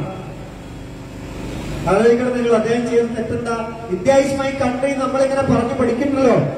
അദ്ദേഹം കേരളത്തിൽ നിന്ന് UP സന്ദർശനം നടത്തി എന്നുള്ളതിന്റെ പേരിൽ അറസ്റ്റ് ചെയ്ത് രാജ്യദ്രോഹം ചുമത്തപ്പെടുന്നു. സിദ്ദീഖാപ്പനും അതുപോലെ ക്യാമ്പസ് ഫ്രണ്ടിന്റെ പ്രവർത്തകരും. വിദേശത്ത് നിന്ന് ധനസഹായം കിട്ടി, ആര് കൊടുത്തു, എന്ത് കൊടുത്തു, അതൊന്നും ചോദിക്കരുത്. അത് കഴിഞ്ഞു Rauf Sharif, Campus Front of ഇന്ത്യയുടെ ദേശീയ ജനറൽ സെക്രട്ടറി റഊഫ് ഷെരീഫ് മലയാളിയാണ്, കൊല്ലത്തുകാരനാണ്. അദ്ദേഹത്തെ കേരളത്തിൽ നിന്ന് ED ആണ് അറസ്റ്റ് ചെയ്യുന്നത്, എൻഫോഴ്സ്മെന്റ് ഡയറക്ടറേറ്റ്. എന്നിട്ട് അദ്ദേഹത്തെ കേരളത്തിൽ ജയിലിലിടുന്നു, കാക്കനാട് ജയിലില്. അവസാനം കേരളത്തിലെ ഈ പറയുന്ന സാമ്പത്തിക കുറ്റകൃത്യങ്ങൾക്കുള്ള കോടതി ഈ കേസ് പഠിച്ചിട്ട് അവസാനം പറയുന്നു അയാളുടെ പേരിൽ കേസൊന്നും നിലനിൽക്കൂല, അയാളൊന്നും വെറുതെ ജയിലിലിടണമെന്നില്ല എന്ന് പറഞ്ഞ് കോടതി ജാമ്യം കൊടുക്കുന്നു. ജാമ്യം കൊടുത്ത സന്തോഷം പങ്കിടുന്നതിന് മുമ്പ് റഊഫ് ഷെരീഫിനെ കാക്കനാട് ജയിലിൽ നിന്ന് UP പോലീസ് പിടിച്ചുകൊണ്ടുപോകുന്നു. എന്താ പറയുന്ന കുറ്റം? ഈ റഊഫ് ഷെരീഫാണ് ക്യാമ്പസ് ഫ്രണ്ടിന്റെ പ്രവർത്തകർക്ക് ഹത്രാസിലേക്ക് പോകാനുള്ള ബസിന്റെ പൈസ കൊടുത്തത്. അതാണ് അദ്ദേഹം ചെയ്ത ഭീകരവാദം. ഹത്രാസിലേക്ക് പോകുന്ന പ്രവർത്തകർക്ക്, അദ്ദേഹത്തിന്റെ പ്രവർത്തകരാണ്, അദ്ദേഹം ജനറൽ സെക്രട്ടറിയാണ്, അദ്ദേഹത്തിന്റെ ദേശീയ സമിതിയിലുള്ള ആളുകളാണ് പോയിട്ടുള്ളത്. പോകുമ്പോൾ പൈസ കൊടുത്തിട്ടുണ്ടാകാം, നിഷേധിക്കാനൊന്നും പറ്റില്ല. അദ്ദേഹം പൈസ കൊടുത്ത ആ പൈസ കൊടുത്തത് ഭീകരവാദത്തിനാണ് എന്ന് പറഞ്ഞിട്ട് അദ്ദേഹത്തെ UP കൊണ്ടുപോയി ജയിലിലിട്ടിരിക്കുകയാണ്. ഇപ്പോ വീണ്ടും ഇതാ നമ്മുടെ നാട്ടിൽ നിന്ന് അൻഷദും കോഴിക്കോട് നിന്ന് ഫിറോസും UP പോലീസിന്റെ കസ്റ്റഡിയിലാണ്. അപ്പോ ഒരു സംസ്ഥാനത്തിന് എങ്ങനെയാണ് മറ്റൊരു സംസ്ഥാനത്തിൽ ആളുകളെ പിടിച്ച് ജയിലിടാൻ പറ്റുകയെന്ന് തെളിയിച്ചുകൊണ്ടിരിക്കുക. അത് കേന്ദ്ര ഭരണമൊന്നും വേണ്ട, പട്ടാളവും വേണ്ട. കേരളത്തിൽ എങ്ങനെ RSS ഉണ്ടാക്കാമെന്ന് യോഗി ആദിത്യനാഥ് കാണിച്ചുകൊണ്ടിരിക്കുക. കേരളത്തിൽ CPM കോൺഗ്രസോ മാറി മാറി ഭരിച്ചോട്ടെ, ഇവിടെ നിന്ന് വരുന്ന ശബ്ദങ്ങൾ ഇല്ലാതെയാക്കാൻ UP കേന്ദ്രീകരിച്ചുകൊണ്ട് RSS പണിയെടുത്തുകൊണ്ടിരിക്കുന്നു. ഇതിനോട് നമ്മൾ എന്ത് സമീപനം സ്വീകരിക്കണമെന്നാണ് നമ്മൾ ആലോചിക്കേണ്ടത്. ഇതിന് പറ്റുന്ന രീതിയിൽ കേരളത്തിലെ പശ്ചാത്തലം ഒരുക്കാൻ RSSന്റെ ഒരു ഭാഗത്ത്, RSSന്റെ പ്രചരണത്തിലെ പലരും അത് കേൾക്കുമ്പോ ഭംഗിയുള്ളതാണ്, മനോഹരമാണെന്ന് വിശ്വസിച്ചു പോകുന്നു. ഇപ്പൊ ഏറ്റവും ഒടുവിൽ കേൾക്കുന്ന പ്രചരണം നമ്മൾ കണ്ടല്ലോ, ഹലാൽ സർട്ടിഫിക്കറ്റുകൾ ഒഴിവാക്കണം. എന്തിനാണ് ഹലാൽ സർട്ടിഫിക്കറ്റ്? ചില ഹോട്ടലിന് മുന്നിൽ എഴുതി വെച്ചിട്ടുണ്ടാവും ഹലാൽ ഫുഡ്, അത് പാടില്ല. അങ്ങനെ എഴുതി വെക്കുന്നത് ഇസ്ലാമിക ഭീകരവാദമാണ്, അതുകൊണ്ട് അത് ഒഴിവാക്കണം എന്നാ പറയുന്നത്. ഹലാലുള്ളവൻ ഹലാൽ കഴിക്കുക, ഹലാലില്ലാത്തവൻ ഹലാൽ കഴിച്ചാൽ പോരെ? പറ്റില്ല. ഇവിടെ ആദ്യം പിടിക്കുന്നത് ഭക്ഷണത്തിന്റെ മുകളിലാ. അതാണല്ലോ ബീഫിന്റെ മുകളിൽ പിടിച്ചത്. ബീഫിന്റെ മുകളിലാണ് പിടിച്ചത്. ഭക്ഷണങ്ങളുടെ മുകളിൽ ആരെന്ത് കഴിക്കണമെന്ന് ഞങ്ങൾ തീരുമാനിക്കും. ഞങ്ങൾ എന്ത് കഴിക്കുന്നത്, ഞങ്ങൾ ഉള്ളി കഴിക്കുന്നുണ്ടോ ബീഫ് കഴിക്കുന്നുണ്ടോ നിങ്ങൾ നോക്കണം. ഞങ്ങൾ പലതും കഴിക്കും, പക്ഷെ ബീഫ് കഴിക്കാൻ പാടില്ല. ഇപ്പൊ പറയുന്നു ഹലാൽ ഫുഡ് എന്ന് എഴുതി വെക്കാൻ പാടില്ല. വ്യാപാരങ്ങളിലെ കച്ചവടക്കാരുടെ മനസ്സിലേക്ക് RSSന്റെ വർഗീയത നടച്ചുകൊണ്ടിരിക്കുന്നു. സുദർശൻ TV അതൊരു TV ചാനലാണ്. അവര് പറയുന്ന UPSC ജിഹാദ് പ്രചരണം. എന്താ പറയുന്നത്? കേന്ദ്ര സർക്കാരിന്റെ UPSC വഴി മുസ്ലിങ്ങളെ കേന്ദ്ര സർവീസിൽ കയറ്റാനുള്ള ഒരു ജിഹാദ് നടന്നുകൊണ്ടിരിക്കുന്നുണ്ട്. നമ്മൾ RSS അങ്ങനെ എന്തെങ്കിലുമൊക്കെ പുതിയ പ്രചരണം അയച്ചുവിടുമ്പോ നമ്മൾ മനസ്സിലാക്കേണ്ടത് RSS ചെയ്യുന്ന ഒരു സാധനം അവരെന്താ ചെയ്യാന്ന് വെച്ചാൽ ആദ്യം മുസ്ലിങ്ങളുടെ പേര് അവർ ആരോപിക്കും, അല്ലെങ്കിൽ ക്രിസ്ത്യാനികളുടെ പേരിൽ, അല്ലെങ്കിൽ കമ്മ്യൂണിസ്റ്റുകാരുടെ പേരിൽ. ചെയ്യുന്നത് RSSകാരായിരിക്കും. പക്ഷെ അത് ആദ്യം എന്ത് ചെയ്യും? മറ്റവൻ ചെയ്യുന്നു എന്ന് അങ്ങോട്ട് വിളിച്ചു പറയും. അതാണ് UPSC ജിഹാദ്. അതിന് പരസ്യം കൊടുത്തതായിരുന്നു അമുൽ കമ്പനി. അമുലിന്റെ വസ്തുക്കളില്ലെങ്കിൽ നമ്മളെ കുട്ടിയെ ഉറക്കം കിട്ടൂല. എപ്പോഴും സുദർശൻ TVയുടെ UPSC ജിഹാദ് പരിപാടിയുടെ സ്പോൺസർ അമുലായിരുന്നു. വലിയ വലിയ മഹാന്മാരൊക്കെ ഉണ്ടാവും അതിന്റെ പിന്നില്. റിപ്പബ്ലിക് TV അർണബ് ഗോസ്വാമി നമ്മൾ കണ്ടിട്ടുണ്ടാവും, കേട്ടിട്ടുണ്ടാവും. അതുപോലുള്ള ചാനലുകള് പറഞ്ഞ ഒരു സംഗതിയായിരുന്നു കൊറോണ ജിഹാദ്. ഡൽഹിയിലെ തബ്ലീഗ് കേന്ദ്രത്തിൽ നിന്നാണത്ര ഇന്ത്യയിൽ കൊറോണ വ്യാപിപ്പിച്ചത്. അങ്ങനെ വ്യാപിപ്പിക്കാനുള്ള ഗൂഢാലോചന ഡൽഹിയിൽ നിസാമുദ്ദീൻ മർക്കസ് കേന്ദ്രീകരിച്ചുകൊണ്ട് തബ്ലീഗ് ജമാഅത്തുകാർ നടത്തി എന്നങ്ങോട്ട് പറയാണ്. എന്നിട്ടത് ചാനലുകളിലൂടെ പുറത്തു വരാണ്. പിന്നെ അത് RSS ഏറ്റെടുക്കുകയാണ്. അവസാനം കോടതിക്ക് ഇടപെടേണ്ടി വരുന്നു. അങ്ങനെയൊന്നും പറയാൻ പാടില്ല. RSSകാരെ കൊണ്ട വല്ല കോടതിയും അവരിപ്പോഴും പറഞ്ഞുകൊണ്ടിരിക്കുന്നുണ്ട് ഈ കൊറോണ ജിഹാദ് തബ്ലീഗ് ജമാഅത്തുകാർ തുടങ്ങിയതാണ് കേരളത്തിലും ഇന്ത്യയിലും. ഇന്ത്യയിൽ ഇപ്പോഴും പ്രചരണം ഉണ്ടായിരുന്നില്ലേ? ലവ് ജിഹാദ്, എല്ലാത്തിന്റെ പിന്നാലെ ജിഹാദ് ഉണ്ടോ? ലവ് ജിഹാദ് എന്താണ്? അമുസ്ലിങ്ങളായ പ്രത്യേകിച്ച് ഹിന്ദുക്കളായ സ്ത്രീകളെ പ്രണയിച്ച് മതം മാറ്റിയിട്ട് ഇസ്ലാമിക ഭീകരവാദത്തിന് കൊണ്ടുപോകുന്ന തരത്തിലുള്ള പുതിയൊരു ജിഹാദ്, ലവ് ജിഹാദ് ഇന്ത്യ രാജ്യത്ത് മുസ്ലിങ്ങൾ നടത്തിക്കൊണ്ടിരിക്കുന്നു. അതിനെതിരെ നിയമം ഉണ്ടാക്കിപ്പോ UP-യില്. ഇന്നലെ ഇപ്പൊ യോഗി ആദിത്യനാഥ് കാസർഗോഡ് വന്നപ്പോ പറഞ്ഞെന്താ? ലവ് ജിഹാദിനെതിരെ കേരളം നിയമം ഉണ്ടാക്കണം. ഞാൻ ഉണ്ടാക്കിയിട്ടുണ്ട് ഉത്തർപ്രദേശിലെ നിയമം. കേരളത്തിലാണ് ഏറ്റവും കൂടുതൽ ലവ് ജിഹാദ് ഉള്ളത്. അതുകൊണ്ട് കേരളം അങ്ങനത്തെ ഒരു നിയമം ഉണ്ടാക്കണം എന്നാണ് UP-യിലെ ആർഷഭാരത സംസ്കാരത്തിന്റെ ആള് യോഗി ആദിത്യനാഥ് കാസർഗോഡ് പറഞ്ഞത്. എന്താ നിയമം? ആ നിയമത്തിന് എത്രയുള്ളൂ? ലവ് ജിഹാദല്ല, ലവ് മാരേജ് ജിഹാദ്. ലവ് മാരേജിനെതിരെയുള്ള നിയമമാണ്. അതായത് ഒരു മുസ്ലിമായ പുരുഷൻ ഹിന്ദുവായ സ്ത്രീയെ പ്രണയിച്ച് വിവാഹം കഴിച്ചാൽ മതം മാറ്റിയിട്ടുണ്ടെങ്കിൽ അത് വൻ കുറ്റമാണ്, ജയിലിലടയ്ക്കും. അപ്പൊ ഒരു മുസ്ലിമായ പെൺകുട്ടിയെ ഒരു ഹിന്ദുവായ ചെറുപ്പക്കാരൻ പ്രണയിച്ച് മതം മാറ്റി ഹിന്ദുവാക്കിയാൽ അയാൾ ജയിലിലടയ്ക്കോ? അയാൾ ജയിലിലടയ്ക്കില്ല. അതെന്താ അങ്ങനെ? ആ നിയമത്തിൽ മതമുണ്ടോ? നിയമത്തിൽ മതമുണ്ട്. അതാണ് ആർഷഭാരത സംസ്കാരം എന്ന് RSS പറയുന്നത്. നിയമത്തിൽ മതമുണ്ട്. എന്താ അങ്ങനെ?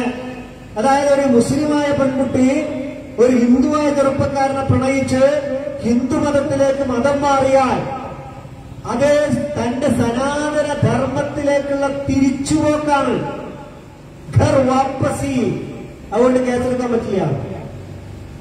അത് സ്വന്തം മതത്തിലേക്കുള്ള തിരിച്ചുപോക്കാണ്. അത്തരമൊരു RSSകാരെ ശാഖയിൽ പറയുന്ന കാര്യമാണെങ്കിൽ നമുക്ക് ഒഴിവാക്കാം. പക്ഷെ ഇന്ത്യ രാജ്യത്തിലെ ഒരു ഭരണകൂടം ഉണ്ടാക്കിയ നിയമമാണത്. അങ്ങനെ ഹിന്ദു ആവാണെങ്കിൽ അത് തിരിച്ചുപോക്കാണ്, തന്റെ സ്വധർമ്മത്തിലേക്കുള്ള തിരിച്ചുപോക്കാണ്. അത് കുറ്റമല്ല. മറ്റേത് മതത്തിലേക്ക് പോയാലും ക്രിസ്ത്യാനികള് UP-യിൽ വേട്ടയാടപ്പെട്ടുകൊണ്ടിരിക്കുന്നു. കല്യാണം കഴിഞ്ഞ് കുട്ടികളെ 4-5 കുട്ടികളായ ആളുകളെ വരെ പഴയ കേസെടുത്തിട്ട് ഭീഷണിപ്പെടുത്തിക്കൊണ്ടിരിക്കുന്നു, ജയിലിൽ അടച്ചുകൊണ്ടിരിക്കുന്നു ഉത്തർപ്രദേശില്. ലവ് ജിഹാദ് എന്ന് പറഞ്ഞിട്ട് മുസ്ലിങ്ങളെ വേട്ടയാടണമെങ്കിൽ പറയുന്ന പേരാണ് ജിഹാദി. എന്തിന്റെ കൂടെയും ജിഹാദ് വെച്ചുകൊടുത്താൽ മതി. കൊറോണ ജിഹാദ്, ലവ് ജിഹാദ് അങ്ങനെ കൊണ്ട് പറഞ്ഞു കൊടുത്താൽ മതി. ഹലാൽ ജിഹാദ്, UPSC ജിഹാദ്. ഇനി അത് മറ്റു പിന്നാക്ക സമുദായങ്ങൾക്ക് വേണ്ടി ശബ്ദിച്ചുകൊണ്ടിരിക്കുന്ന ആളുകളാണെങ്കിലോ അർബൻ നക്സൽ, പുതിയ പേരാണ്. അർബൻ നക്സൽ ആണെന്ന് പറഞ്ഞാൽ പിന്നെ മിണ്ടാൻ പറ്റില്ല. ഈ രാജ്യത്തിലെ ദളിതുകൾക്ക് വേണ്ടിയിട്ടോ ആദിവാസികൾക്ക് വേണ്ടിയിട്ടോ സംസാരിച്ചാൽ അയാൾ അർബൻ നക്സലാണ്. അയാൾ പിന്നെ മിണ്ടൂല. അങ്ങനെ പേരിട്ടാ പിന്നെ നക്സൽവാദമാണ്, തീവ്രവാദമാണ്, ജയിലിലടയ്ക്കാനുള്ള എല്ലാ വകുപ്പുണ്ട്. അർബൻ നക്സൽ. ഇനി അത് സമരം നടത്തുന്നത് സിഖുകാരാണെങ്കിലോ കർഷക സമരമാണെങ്കിലോ അവരെ പറയുന്ന പേര് ഖലിസ്ഥാൻവാദികളാണ്. അതുകൊണ്ട് അവരും പറ്റും. ഖലിസ്ഥാൻവാദം ഇന്ത്യയിലെ തീവ്രവാദമാണ്. ഖലിസ്ഥാൻവാദികളാണെന്ന് പറഞ്ഞാൽ അവരും കുടുങ്ങി. അങ്ങനെ ഓരോരുത്തർക്കും ഓരോ ലാബൽ എത്തിച്ചുകൊണ്ട് ഇന്ത്യ രാജ്യത്ത് ഈ പറയുന്ന UP മാത്രമല്ല RSS നേതൃത്വത്തിലുള്ള മാധ്യമങ്ങളും ഭരണകൂടവും ചേർന്നിട്ട് പ്രതിഷേധ ശബ്ദങ്ങളെ മുഴുവൻ പോസ്റ്റർ ഒട്ടിച്ച് ലാബൽ ഒട്ടിച്ച് അരിക്കാക്കിക്കൊണ്ടിരിക്കുകയാണ്. RSSന്റെ കൂടെ അരക്കാനുള്ളത് ഞാൻ നേരത്തെ പറഞ്ഞ ED ആണ്. മുമ്പ് എൻഫോഴ്സ്മെന്റ് ഡയറക്ടറേറ്റ് പോപ്പുലർ ഫ്രണ്ടിന്റെ 16 നേതാക്കന്മാരെ വീട്ടിൽ റെയ്ഡ് നടത്തിയ 16 സ്ഥലങ്ങളിൽ നേതാക്കന്മാരെ വീടും ഓഫീസും അടക്കം സ്ഥലങ്ങളിൽ റെയ്ഡ് നടത്തി ED. ഒന്നും കിട്ടിയിട്ടില്ല. ഓരോ ആളുകളെയും ഭയപ്പെടുത്താൻ ഏറ്റവും നല്ല ഉപകരണം ഇപ്പൊ ഭരണകൂടത്തിന്റെ കയ്യിലുള്ള മണി ലോണ്ടറിംഗ് ആക്ട് എന്ന് പറയുന്ന നിയമമാണ്. ഇത് ഉപയോഗിച്ചുകൊണ്ട് ED മുഴുവൻ ആളുകളെ നിശബ്ദാക്കാൻ, സിനിമാ നടന്മാരെ, രാഷ്ട്രീയ നേതാക്കന്മാരെ, ഭരണകൂടത്തിലുള്ള ആളുകളെ നിശബ്ദമാക്കിക്കൊണ്ടിരിക്കുന്നു ED. വേറെ ഭാഗത്ത് NIA, നാഷണൽ ഇൻവെസ്റ്റിഗേഷൻ ഏജൻസി എന്ന് പറയുന്ന ഒരു സാധനമാണ് വേറെ. അവരന്വേഷിച്ചുകൊണ്ടിരിക്കുന്നത് ഇങ്ങനെ ഇത്തരം കേസുകൾക്ക് സ്പെഷ്യലാണ് അവരുടെ കയ്യില്, NIA-യുടെ കയ്യില്. അവർക്ക് വേണ്ടുന്ന നിയമങ്ങൾ ഉണ്ടാക്കി കൊടുത്തിട്ടുണ്ട്. വ്യക്തിയെ വരെ തീവ്രവാദിയാക്കി പ്രഖ്യാപിക്കാൻ പറ്റുന്ന നിയമങ്ങൾ NIA-ക്ക് അങ്ങനെ ശക്തി കൊടുത്തിട്ടുണ്ട്. UAPA ആ നിയമം ഒന്നും കൂടെ മൂർച്ച കൂട്ടിയെടുത്തിട്ടുണ്ട്.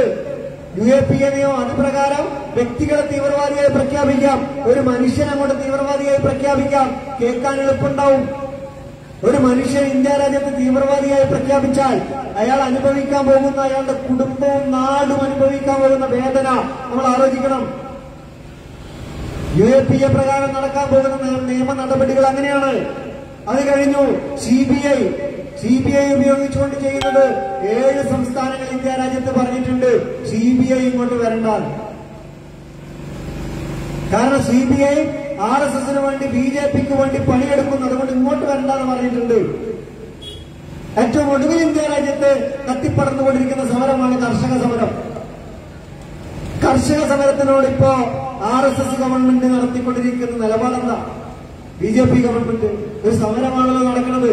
ആയിരക്കണക്കിന് ആളുകള് വീടും കുടുംബവും ഉപേക്ഷിച്ച് വന്ന് സമരം ചെയ്യാനുള്ള ഡൽഹിയില്, സിംഘു അതിർത്തിയില്. ആ സമരക്കാരോട് ഒരു അനുകമ്പാപൂർവ്വം സംസാരിക്കാൻ ഇന്ത്യ ഭരണകൂടത്തില് നരേന്ദ്ര തോമറോ നരേന്ദ്രമോദിയോ ഒന്നും തയ്യാറാവണില്ലല്ലോ. സമരം പിൻവലിച്ചു പോവാ, എന്നിട്ട് നമുക്ക് ആലോചിക്കാം. ആ സമരക്കാരുടെ പേരിൽ ഇപ്പൊ ആരൊക്കെ അറസ്റ്റ് ചെയ്യപ്പെട്ടുകൊണ്ടിരിക്കുന്നത്? ആ സമരക്കാരുടെ ഏറ്റവും ഒടുവിൽ അറസ്റ്റ് ചെയ്ത ദിശ രവി എന്ന് പറയുന്ന ഒരു പെൺകുട്ടി, 22 വയസ്സുകാരെ അറസ്റ്റ് ചെയ്യപ്പെടുക. എന്താ അതിന് പറയുന്ന പേര്? Tool kit arrest. നമ്മൾ ആലോചിക്കണം, ഓരോ പേരുകള് ഈ രാജ്യത്തിലെ ഭരണകൂടവും മാധ്യമങ്ങളും കൂടി എഴുന്നള്ളിക്കുന്നത്. ആ പേര് കേട്ടാൽ നമുക്ക് തോന്നും അതിലെന്തോ ഒരു ഭീകരവാദമുണ്ട്. നമ്മുടെ നാട്ടിൽ അംശത്തിനെ അറസ്റ്റ് ചെയ്യുമ്പോൾ പറഞ്ഞാൽ ഡിക്റ്റനേറ്ററുകളൊക്കെ കയ്യിലുണ്ടായിരുന്നു. എന്താ നമുക്ക് അറിഞ്ഞൂടാ, പക്ഷെ എന്തോ ഒരു കാര്യപ്പെട്ട സാധനമാണെന്ന് ആ പേര് കേട്ടാൽ നമുക്ക് മനസ്സിലായിട്ടുണ്ട്. എന്തോ ഒരു ഭീകരവാദത്തിന്റെ സാധനമാണ് കയ്യിലുള്ളത്. അതേപോലെ ദിശാരവി അറസ്റ്റ് ചെയ്യുന്നത് ടൂൾ കിറ്റ് കേസാണ്. എന്താ ടൂൾ കിറ്റ്? ഒന്നുമില്ല, നമ്മുടെ രാഷ്ട്രീയ പാർട്ടികളും മറ്റു പാർട്ടികളൊക്കെ ഇറക്കുന്ന സർക്കുലർ പോലൊരു സാധനമാണ്.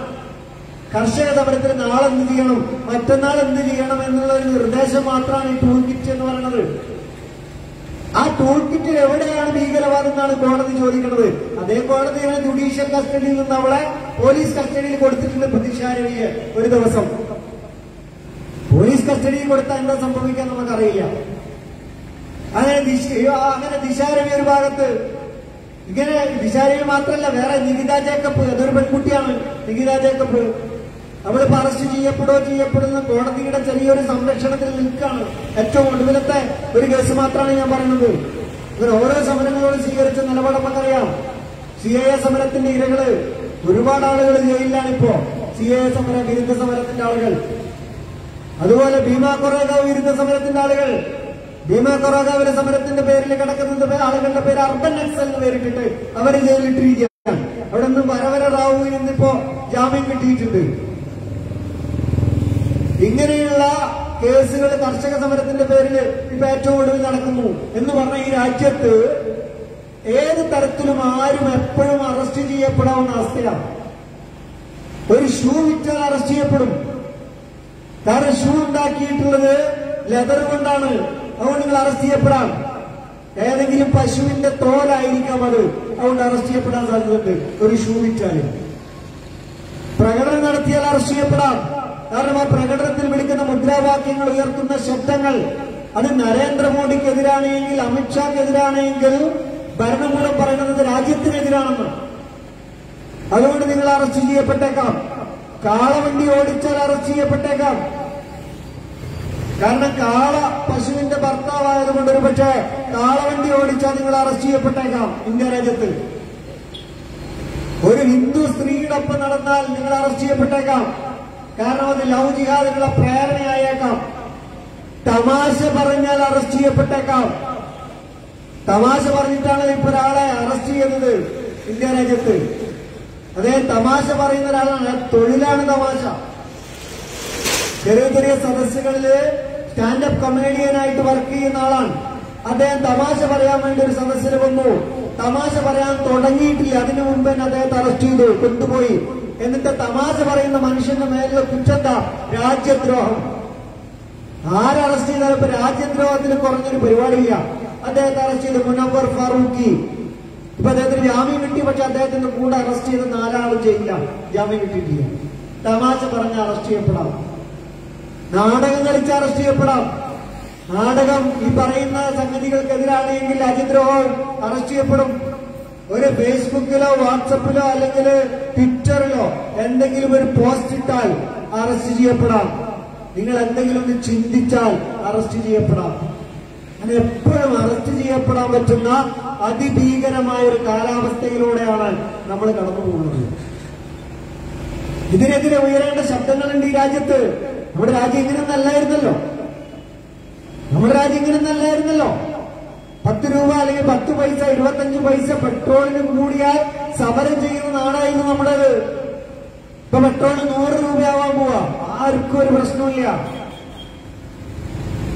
പ്രശ്നമില്ല. നമ്മുടെ കയ്യിലുണ്ടായിരുന്ന നോട്ട് മുഴുവൻ നിരോധിച്ചിട്ട് നിങ്ങൾ ബാങ്കിൽ പോയി വരി നിന്നിട്ട് നോട്ട് മാറ്റി വാങ്ങിക്കോളൂ. നയിച്ച പൈസ, നമ്മൾ കഷ്ടപ്പെട്ടുണ്ടാക്കിയ പൈസ, വേർപ്പൊഴുക്കിയ പൈസ, ആ പൈസ ബാങ്കിൽ നിക്ഷേപിച്ചിട്ട് അതിന് കണക്ക് പറഞ്ഞിട്ട് എണ്ണി തരുന്ന അവസ്ഥ. എണ്ണിച്ചുട്ട് അപ്പം പോലെ നമുക്ക് പണം തരും, അതിലാണ് അധികം തരില്ല. നമ്മൾ സമ്പാദിച്ച പൈസ ബാങ്കിൽ കൊണ്ടുപോയി കൊടുക്കുക. ഒരു ദിവസം വൈകിയാൽ അത് മുഴുവൻ കള്ളപ്പണമായി എണ്ണുന്ന അവസ്ഥ. നമുക്ക് പ്രതികരിച്ചോ? നമ്മൾ ആരും പ്രതികരിച്ചിട്ടില്ല. അതിന് നമുക്ക് പ്രശ്നമില്ല. നികുതിയുടെ ഭാരം നമ്മുടെ മുകളിൽ ഇങ്ങനെ കൂടിക്കൂടി വരുമ്പോ അതിന് നമുക്ക് പ്രതിഷേധങ്ങളില്ല. നമ്മൾ ഈ രാജ്യത്തിലെ പൗരന്മാരല്ല എന്ന് പ്രഖ്യാപിക്കാൻ പോകുന്നു.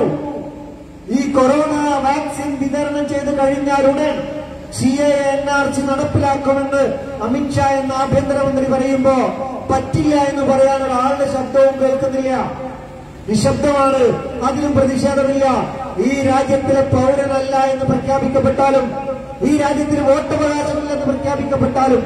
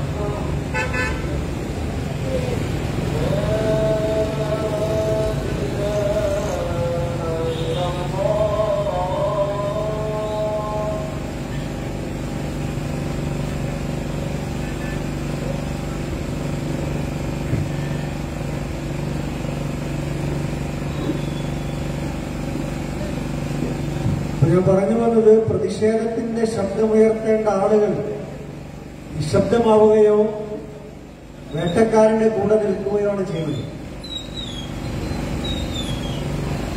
നമുക്കറിയാം, സച്ചിൻ ടെണ്ടുൽക്കർ ഇപ്പൊ പറഞ്ഞത് കാർഷിക സമരത്തില് ഇന്ത്യയുടെ പുറത്തുള്ള ആളും സംസാരിക്കണം. സച്ചിൻ ടെണ്ടുൽക്കർ മാത്രമല്ല, ഒരുപാട് സിനിമാ നടന്മാരും പറഞ്ഞു ഇതേ വാക്ക്.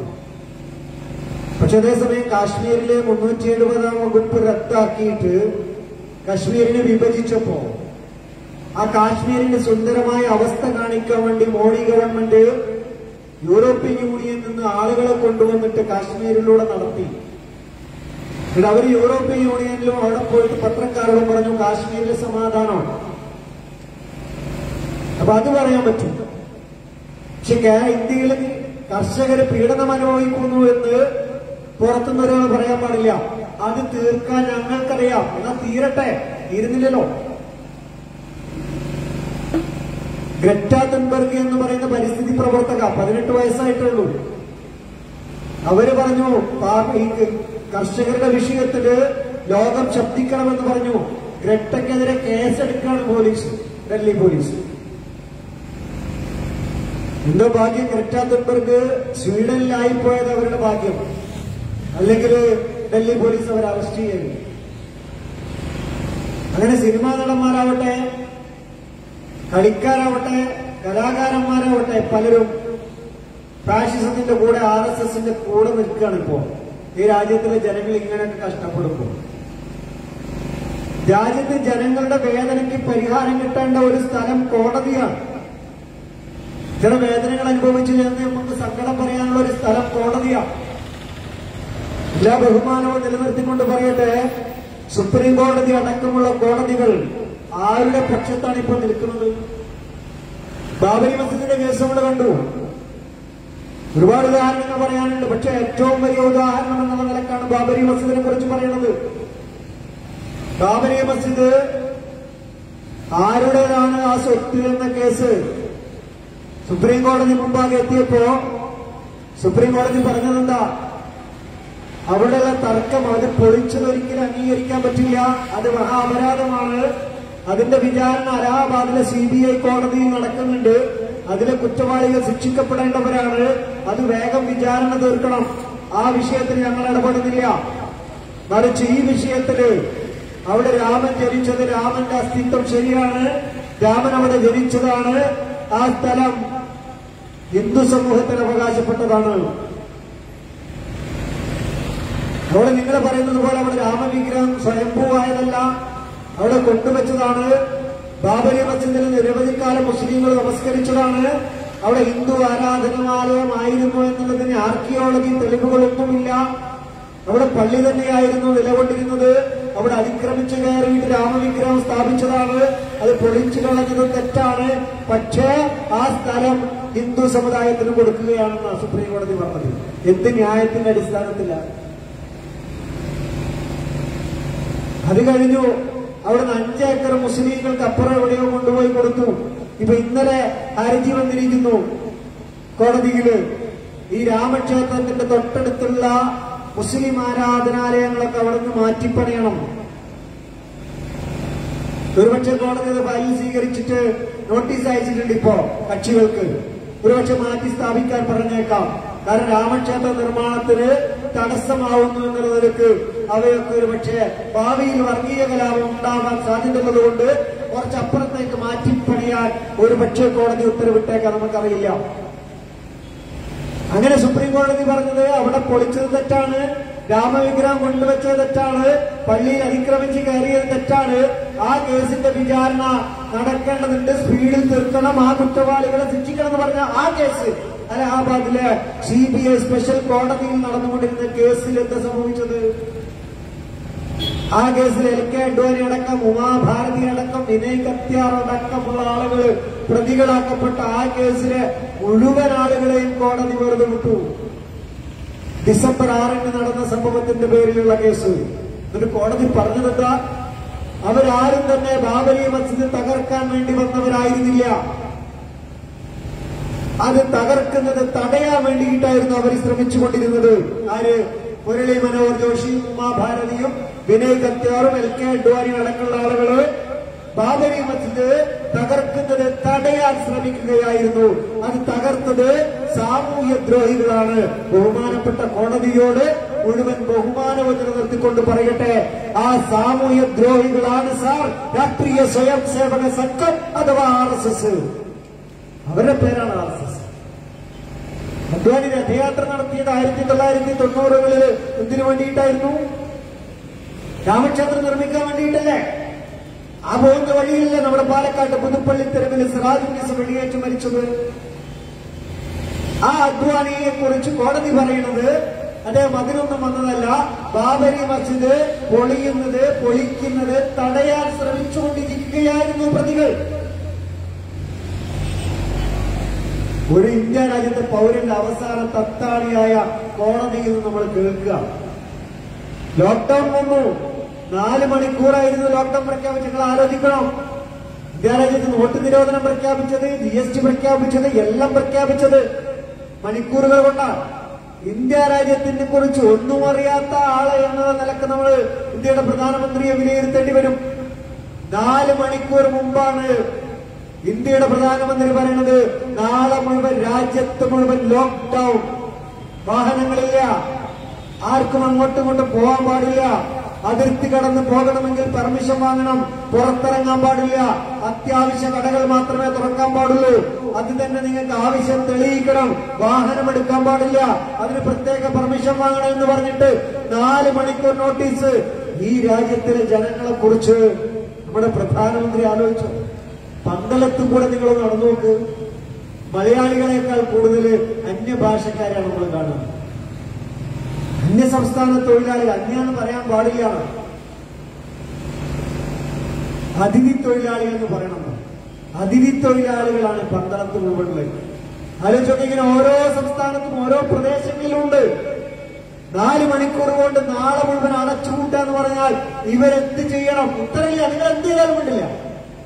ഞങ്ങൾ എങ്ങോട്ട് പോകണം, നിങ്ങൾ അങ്ങോട്ട് പോയാലും വേണ്ടില്ല. ഞങ്ങൾക്ക് ഭക്ഷണമില്ല, നിങ്ങൾക്ക് ഭക്ഷണം തരലല്ല എന്റെ പണി. ഇന്ത്യ രാജ്യത്തിന്റെ ഒരു പ്രധാനമന്ത്രി പറയാ. എന്നിട്ട് ഇവരെന്താ ചെയ്തത്?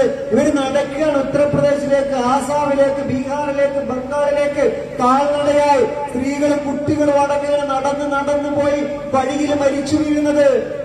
ഒരു സൂട്ട് കേസിന്റെ മുകളിൽ കുട്ടി ഇങ്ങനെ പറ്റിപ്പിടിച്ച് കിടന്നുറങ്ങിയിട്ട് വലിച്ചു കൊണ്ടുപോകുന്നത് നമ്മൾ കണ്ടു. നമ്മൾ അറിയാതെ നമ്മുടെ കണ്ണു നിറഞ്ഞു. പക്ഷേ ഒരു RSSകാരനെയും കണ്ണു നിറഞ്ഞിട്ടില്ല. കാരണം അതിനേക്കാൾ ഭീകരമായത് അവൻ ശാഖയെന്ന് പഠിക്കുന്നത് കൊണ്ടാണ്. മോഡിജിയെ കുറിച്ച് ഇല്ലാത്ത കഥകൾ. അതിന്റെ പേരിൽ ആൾക്കാർ പോയി സുപ്രീം കോടതിയിൽ മുമ്പാകായി. എന്നിട്ട് സുപ്രീം കോടതി പറഞ്ഞെന്താ? ആളുകൾ അങ്ങനെ നടന്നു പോകുന്നു എന്ന് തെളിയിക്കാൻ സാധിച്ചിട്ടില്ല. കേസിൽ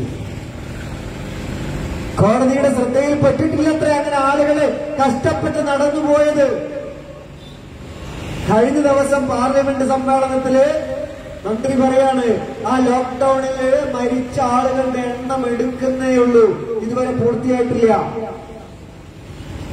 നമ്മളാരെങ്കിലും പ്രതിഷേധിച്ചോ? പ്രതിഷേധം നമ്മുടെ മനസ്സിലുണ്ടായോ? നമ്മൾ നിന്ന് കൊടുക്കുകയാണ്. ഈ രാജ്യം നശിച്ചോട്ടാണ് നമ്മൾ തീരുമാനിച്ചിട്ടുള്ളത്.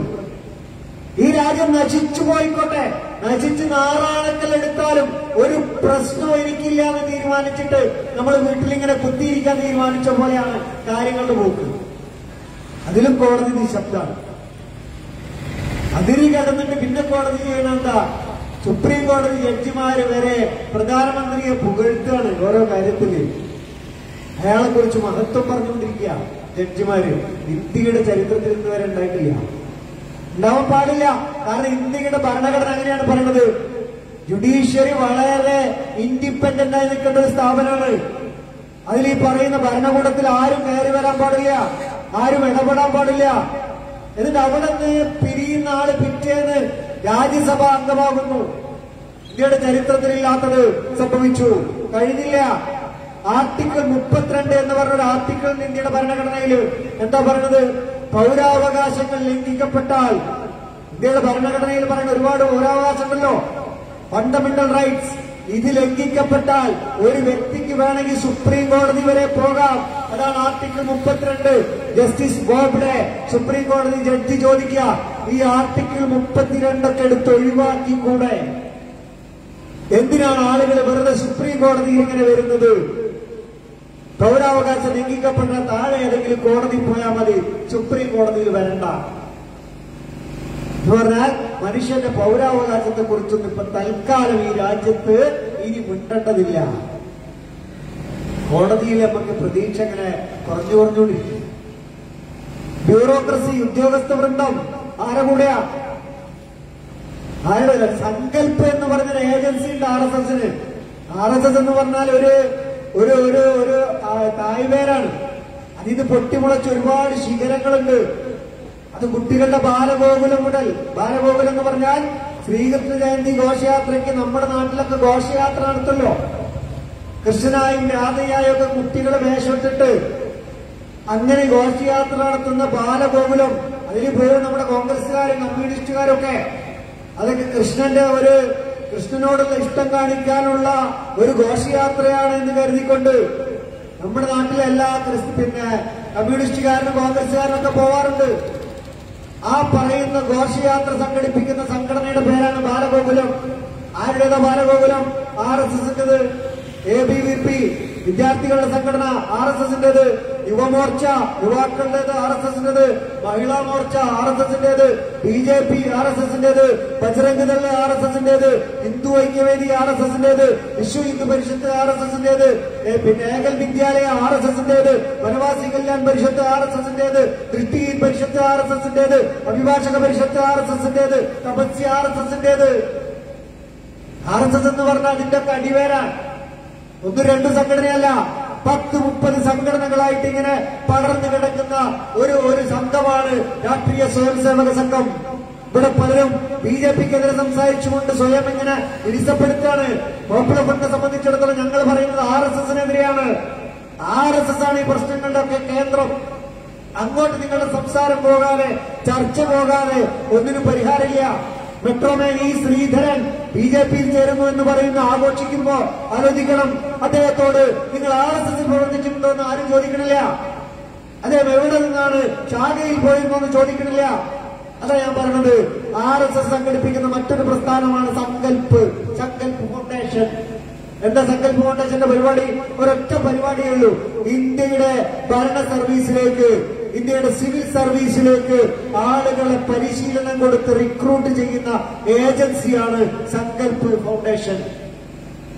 കഴിഞ്ഞ തവണ civil service IAS, IPS, IFS ഉദ്യോഗസ്ഥന്മാരില് സങ്കല്പിൽ പഠിച്ച 90% ആളുകൾ യോഗ്യത നേടി. ആ യോഗ്യത നേടിയിട്ട് ഇന്ത്യൻ സിവിൽ സർവീസിൽ യോഗ്യത നേടി പ്രവേശിച്ച ഈ ആളുകൾ അഭിസംബോധന ചെയ്തിട്ട് സംസാരിക്കുന്നത് RSSന്റെ ദേശീയ സെക്രട്ടറിയാണ്. അങ്ങനെയുള്ള ബ്യൂറോക്രാറ്റുകളാണ് ഈ രാജ്യം ഭരിക്കാൻ പോകുന്നത്, ഭരിച്ചുകൊണ്ടിരിക്കുന്നത്. പെട്ടെന്ന് നമുക്ക് മനസ്സിലാവൂല. കേരള പോലീസിലുണ്ടായിരുന്നല്ലോ കുറെ ആളുകൾ. പെട്ടെന്ന് നമുക്ക് മനസ്സിലായിട്ടില്ലല്ലോ. നടപടികളിലൂടെ നമുക്ക് സംശയം ഉണ്ടായിരുന്നുവെങ്കിലും കേരള പോലീസിന് DGP ആയിട്ട് മറ്റും നിയമിച്ച ആളുകൾ പലരും ഉണ്ടായിരുന്നല്ലോ. RSS നേരെ പോകുന്നത് RSSന്റെ സ്റ്റേജിലേക്കാണ്. പോലീസ് അവനെ നിർത്തിയാൽ ഉടൻ TP സെൻകുമാർ എങ്ങോട്ടാ പോയത്? അതേ ഭരണത്തിലിരിക്കുമ്പോ, ഉത്തരവാദപ്പെട്ട കാക്കി കൊടുത്തിരിക്കുമ്പോ സേവനം ചെയ്തത് RSSന് വേണ്ടിയിട്ടായിരുന്നു. സെൻകുമാർ SP ആയിട്ട് റിട്ടയർ ചെയ്ത ഉണ്ണിരാജ രാജിവെച്ചപ്പോ പിന്നെ റിട്ടയർ ചെയ്തപ്പോ കഴിഞ്ഞതിന് ശേഷം എങ്ങോട്ടാ പോയത്? നേരെ RSSലേക്ക്. ജേക്കബ് തോമസ് എങ്ങോട്ടാ പോയത്? RSSലേക്ക്. എന്താ ഞങ്ങൾ പറഞ്ഞത്? നമ്മളറിയാതെ നമുക്കിടയില് ബ്യൂറോക്രസിയുടെ പല തലപ്പത്തും RSSന്റെ ആളുകളെ പ്രതീക്ഷിച്ചിട്ടുണ്ട്. അവിടെ നമ്മൾ പ്രതീക്ഷ നഷ്ടപ്പെടുന്ന രീതിയിൽ കാര്യങ്ങൾ പോകുന്നു. മാധ്യമങ്ങൾ, എക്സിക്യൂട്ടീവും ലെജിസ്ലേച്ചറും ജുഡീഷ്യറിയും ഒക്കെ പരാജയപ്പെടുമ്പോ ജനങ്ങളുടെ ജനാധിപത്യത്തിന്റെ 4ാമത്തെ തൂണായിട്ട് നിൽക്കേണ്ടതാണ് മാധ്യമങ്ങൾ. ആ മാധ്യമങ്ങള് നമ്മൾ ഏറ്റവും ഒടുവിൽ അൻഷദിന്റെ കേസെടുത്തോ? മാധ്യമങ്ങൾ ചെയ്തതെന്താ? ഏതെങ്കിലും മാധ്യമങ്ങൾ അതിന്റെ പിന്നാലെ പോയോ? UP പോലീസിനെതിരെ സംസാരിച്ചോ? UP പോലീസിന്റെ കള്ളക്കളികളെ കുറിച്ച് മിണ്ടിയോ? ഏതെങ്കിലും പത്രങ്ങൾ? മിണ്ടിയില്ല, നിശബ്ദമാണ്. ബാബരി മസ്ജിദിന്റെ വിഷയത്തിൽ സംസാരിച്ചോ? 4ാം തൂണായി നിൽക്കേണ്ട മാധ്യമങ്ങൾ നിശബ്ദമായിട്ട് മാറി നിൽക്കുകയോ വേട്ടക്കാരനെ പക്ഷം ചേരുകയോ ചെയ്യുന്നത് നമ്മൾ കാണുന്നു. കാരണം ഭയമായിരിക്കാം, അല്ലെങ്കിൽ തങ്ങൾക്ക് കിട്ടുന്ന സുഖങ്ങളെ കുറിച്ചുള്ള ആലോചനയായിരിക്കാം. എന്തോ നിശബ്ദമായിട്ട് മാധ്യമങ്ങൾ നിൽക്കുന്നു. രാഷ്ട്രീയക്കാർ പിന്നെ സംസാരിക്കേണ്ടത് BJPക്കെതിരെ, RSSനെതിരെ സംസാരിക്കേണ്ടത് രാഷ്ട്രീയക്കാരാണ്. ഇന്ത്യ രാജ്യത്തിലെ കേരളത്തിന്റെ അവസ്ഥ എടുക്കുക. കോൺഗ്രസ് സംസാരിക്കുന്നത് കോൺഗ്രസ്സുകാർക്ക് പോലും വിശ്വാസമില്ല. കാരണം ഇന്ത്യ രാജ്യത്തിലെ ഏറ്റവും വലിയ RSSന്റെ പ്രത്യക്ഷമായ പരിപാടി നമ്മൾ കണ്ടത് ബാബരി മസ്ജിദ് തകർത്തപ്പോഴാണ്. കോൺഗ്രസ് എവിടെയായിരുന്നു നമുക്കറിയാം. അങ്ങോട്ടൊന്നും ഞാൻ പോകുന്നില്ല.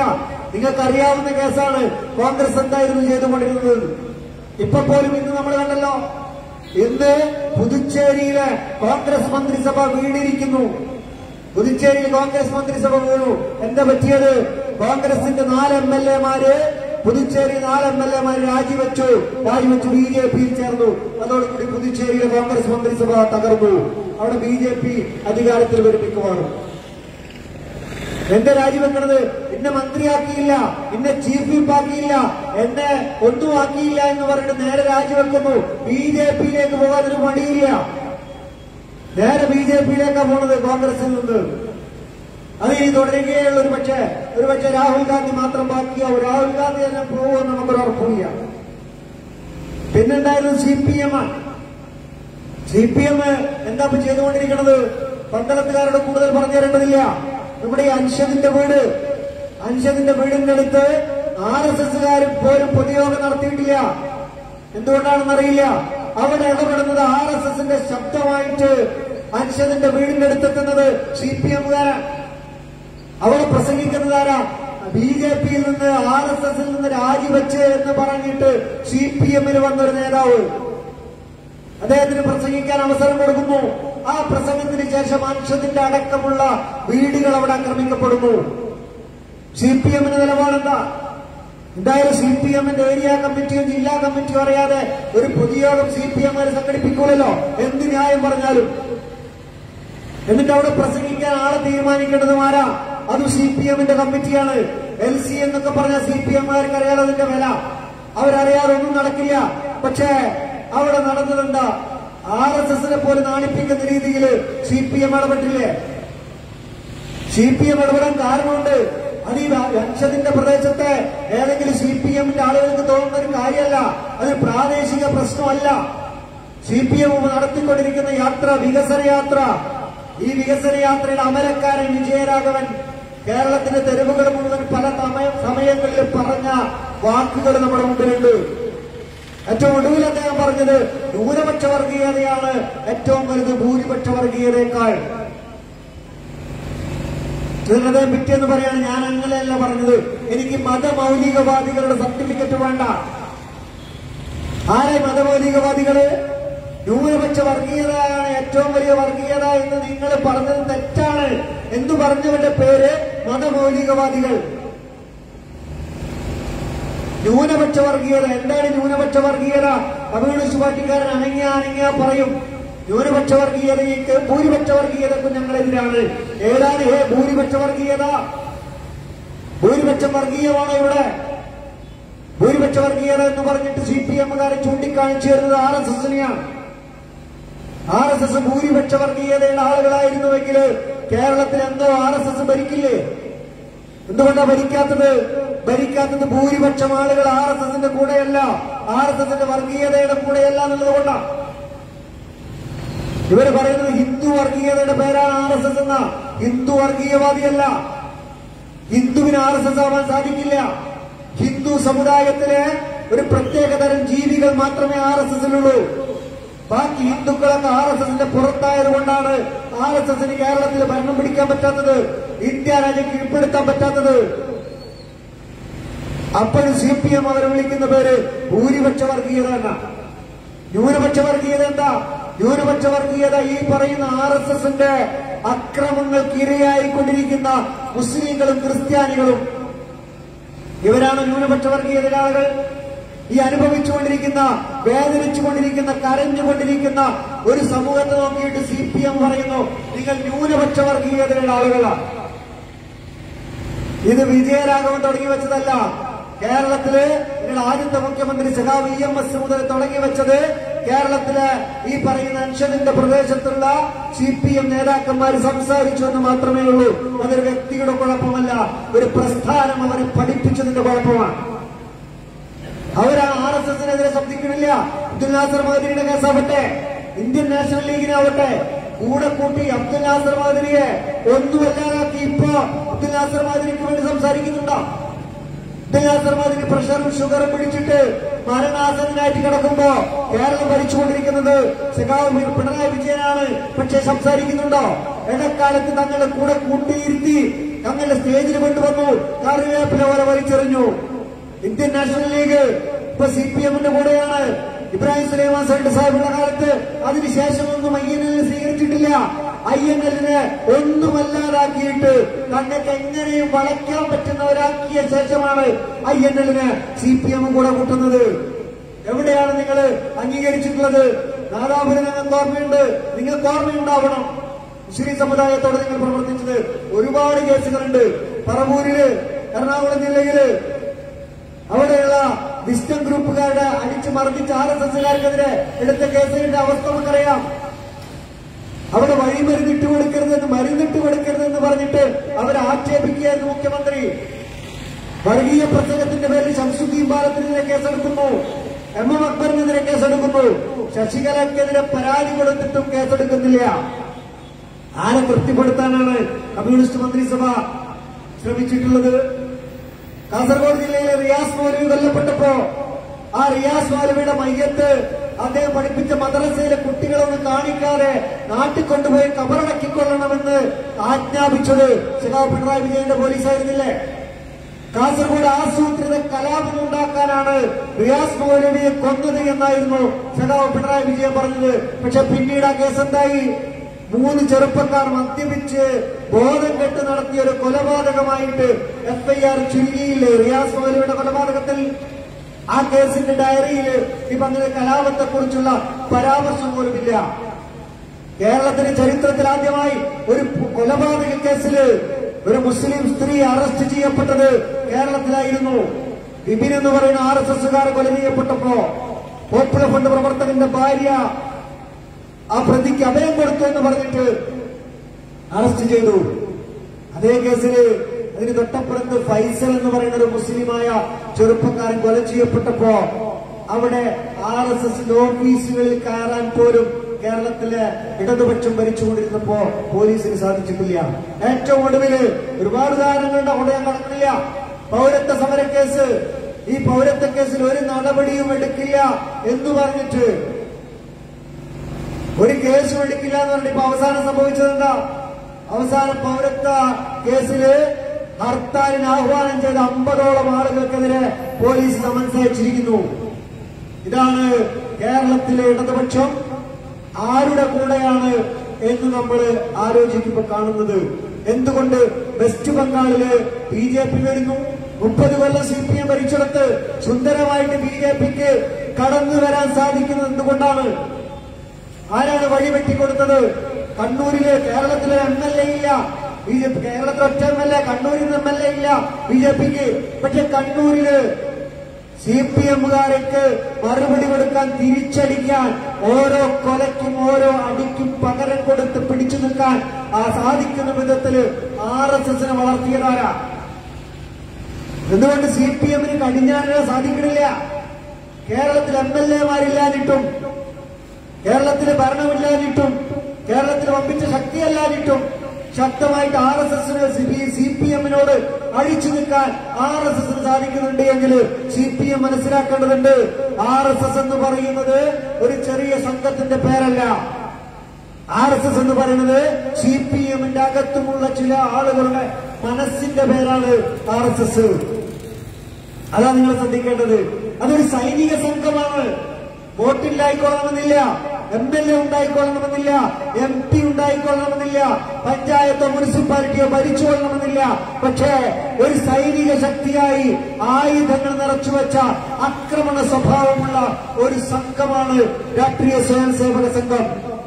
അതിനോടുള്ള ഏത് തരത്തിൽ നിലപാട് സ്വീകരിക്കണമെന്ന് കമ്മ്യൂണിസ്റ്റ് പാർട്ടിയുടെ പന്തളത്തെ പ്രവർത്തകരായാലും ശരി, കമ്മ്യൂണിസ്റ്റ് പാർട്ടിയുടെ കേരളത്തിലെ പ്രവർത്തകരായാലും ശരി, അവരെല്ലാവരും ആലോചിക്കേണ്ടതുണ്ട്. ഇന്ത്യയിൽ ഇപ്പോ രാമക്ഷേത്രത്തിന് വേണ്ടി പിരിവ് നടന്നുകൊണ്ടിരിക്കുകയാണ്. കമ്മ്യൂണിസ്റ്റ് പാർട്ടി നിലപാട് പറഞ്ഞിട്ടുണ്ടോ? രാമക്ഷേത്രത്തിന് വേണ്ടി പിരിവ് കൊടുത്തിട്ടില്ലെങ്കിൽ കേസെടുക്കുമെന്ന് ചില ആളുകളൊക്കെ പറഞ്ഞുകൊണ്ടിരിക്കുക. കാരണം യോഗി ആദിത്യനാഥ് കാസർഗോഡ് എന്ന് പറഞ്ഞത് രാമക്ഷേത്രം ദേശീയ സ്മാരകമാണെന്നാണ്. ദേശീയ സ്മാരകത്തിന് പണം കൊടുത്തിട്ടില്ലെങ്കിൽ ഒരു പക്ഷേ ദേശദ്രോഹികളാവാൻ സാധ്യതയുള്ളിടത്താണ് ഇപ്പൊ ഇന്ത്യ എത്തി നിൽക്കുന്നത്. ഇന്ത്യയുടെ ഖജനാവെന്ന് 1 രൂപ കൊടുത്തിട്ടുണ്ട് കേട്ടോ രാമക്ഷേത്രം ഉണ്ടാക്കാൻ സംഭാവന. നമ്മൾ വിചാരിക്കും ഇന്ത്യയുടെ ഖജനാവിൽ നിന്ന് 1 രൂപയല്ലേ കൊടുത്തത്. 1 രൂപ കൊടുത്തു എന്ന് പറഞ്ഞതിന്റെ അർത്ഥം 1 രൂപയോ 1 കോടിയോ കൊടുക്കുക ശരിയാണ് എന്നുള്ള പ്രഖ്യാപനമാണത്. ഇന്ത്യയുടെ ഖജനാവെന്ന് ഒരു ക്ഷേത്രം ഉണ്ടാക്കാൻ, ആ ക്ഷേത്രത്തിന്റെ ശിലാസ്ഥാപനത്തിന് പോകുന്നതാരാ? സന്യാസിമാരല്ല, RSS നേതാക്കന്മാരല്ല. ഇന്ത്യ രാജ്യത്തിന്റെ ഭരണഘടന തൊട്ട് സത്യപ്രതിജ്ഞ ചെയ്ത് ഈ രാജ്യത്തിന്റെ ജനാധിപത്യവും മതേതരത്വവും സംരക്ഷിക്കുമെന്ന് പ്രതിജ്ഞ ചെയ്ത ഇന്ത്യയുടെ പ്രധാനമന്ത്രിയാണ് ഇന്ത്യയിലെ മുസ്ലിങ്ങള് തങ്ങളുടെ പള്ളി തകർത്തുണ്ടാക്കിയ ക്ഷേത്രമാണെന്ന് വിശ്വസിക്കുന്ന രാമക്ഷേത്രത്തിന്റെ ശില സ്ഥാപിക്കാൻ പോകുന്നത്. അവിടെയാണ് നമ്മൾ ആലോചിക്കേണ്ടത്. രാമക്ഷേത്രത്തിന്റെ ശിലാസ്ഥാപനത്തിന് പോയി ഈ രാജ്യത്തിന്റെ ഭരണഘടനയും ജനാധിപത്യവും എങ്ങോട്ടാണ് ഈ ഭരണകൂടം കൊണ്ടുപോയിക്കൊണ്ടിരിക്കുന്നത്? മോഡി സർക്കാർ കൊണ്ടുപോകുന്നത് എങ്ങോട്ടാണെന്ന് ആലോചിക്കണം. പിരിവ് കാസർഗോട്ട്, പിന്നെ കർണാടകയിലെ കുമാരസ്വാമി പറയുന്നത് രാമക്ഷേത്രത്തിന് വേണ്ടി പിരിവ് കൊടുക്കാത്ത വീടുകളൊക്കെ മാർക്ക് ചെയ്തുകൊണ്ടിരിക്കുന്നുണ്ടെന്ന്. ഓർമ്മ വേണം നമുക്ക് മുംബൈ കലാപം. അങ്ങനെ മാർക്ക് ചെയ്ത വീടുകളായിരുന്നു മുംബൈ കലാപത്തിൽ ആക്രമിക്കപ്പെട്ടത്. അതിന്റെ ഒരു പ്രചരണമാണ് ഇപ്പോ ഇന്നലെ കാസർഗോഡ് ഉദ്ഘാടനം ചെയ്യപ്പെട്ടത്. യോഗി ആദിത്യനാഥ് കേരളത്തിൽ വന്ന് ചെയ്തിട്ടുള്ളത്. ഇപ്പോ UP-യില് ഫിറോസിനെയും അൻഷാദിനെയും അറസ്റ്റ് ചെയ്ത പോലീസ് പറയുന്നത് ഈ വസന്ത പഞ്ചമിക്ക് അവിടെ സ്ഫോടനം നടത്താനുള്ള ഗൂഢാലോചന നടന്നിട്ടത് കേരളത്തിലാണ്. ഒരുപക്ഷെ കേരളത്തിലെ പോപ്പുലർ ഫ്രണ്ടിനെ തേടി വീണ്ടും UP പോലീസ് വരാനുള്ള സാധ്യതയുണ്ട്. കഴിഞ്ഞ ദിവസം പോപ്പുലർ ഫ്രണ്ടിന്റെ ഡൽഹിയിലെ ഓഫീസ് UP-യിലെ പോലീസ് റെയ്ഡ് ചെയ്തിട്ടുണ്ട്. ഡൽഹിയിൽ റെയ്ഡ് ചെയ്യുന്നത് UP പോലീസാണ്. കേരളത്തിൽ അറസ്റ്റ് ചെയ്യുന്നത് UP പോലീസാണ്. ഫിറോസിന്റെ വടകരയിലെ പോലീസ് സ്റ്റേഷനിലും പരിസരങ്ങളിലും NIA-യുടെ ആളുകൾ എത്തിക്കഴിഞ്ഞു. ഇന്റലിജൻസ് ബ്യൂറോയുടെ ആളുകൾ എത്തിക്കഴിഞ്ഞു. കേരള പോലീസ് നിശബ്ദമായിരിക്കും. ഒരുപക്ഷെ പന്തളം പോലീസ് സ്റ്റേഷനിലും എത്തിയിട്ടുണ്ടാകാം NIA-യുടെയും റോയുടെയും ഇന്റലിജൻസ് ബ്യൂറോയുടെയും ഉദ്യോഗസ്ഥന്മാർ. കേരള പോലീസ് നിഷ്പ്രഭമായി പോകും. കേരള ഭരണകൂടവും നിഷ്പ്രഭമായി പോകും. UP ഗവൺമെന്റ് കേരളം ഭരിക്കാൻ തുടങ്ങുന്ന അവസ്ഥ ഒരുപക്ഷെ ഉണ്ടായേക്കാം. കേരളത്തിലെ സഖാവ് പിണറായി വിജയൻ അതില് സന്തോഷമാണോ എന്ന് ആലോചിക്കാൻ നമുക്ക് അദ്ദേഹത്തിന്റെ ഒറ്റ പ്രസ്താവന മതി.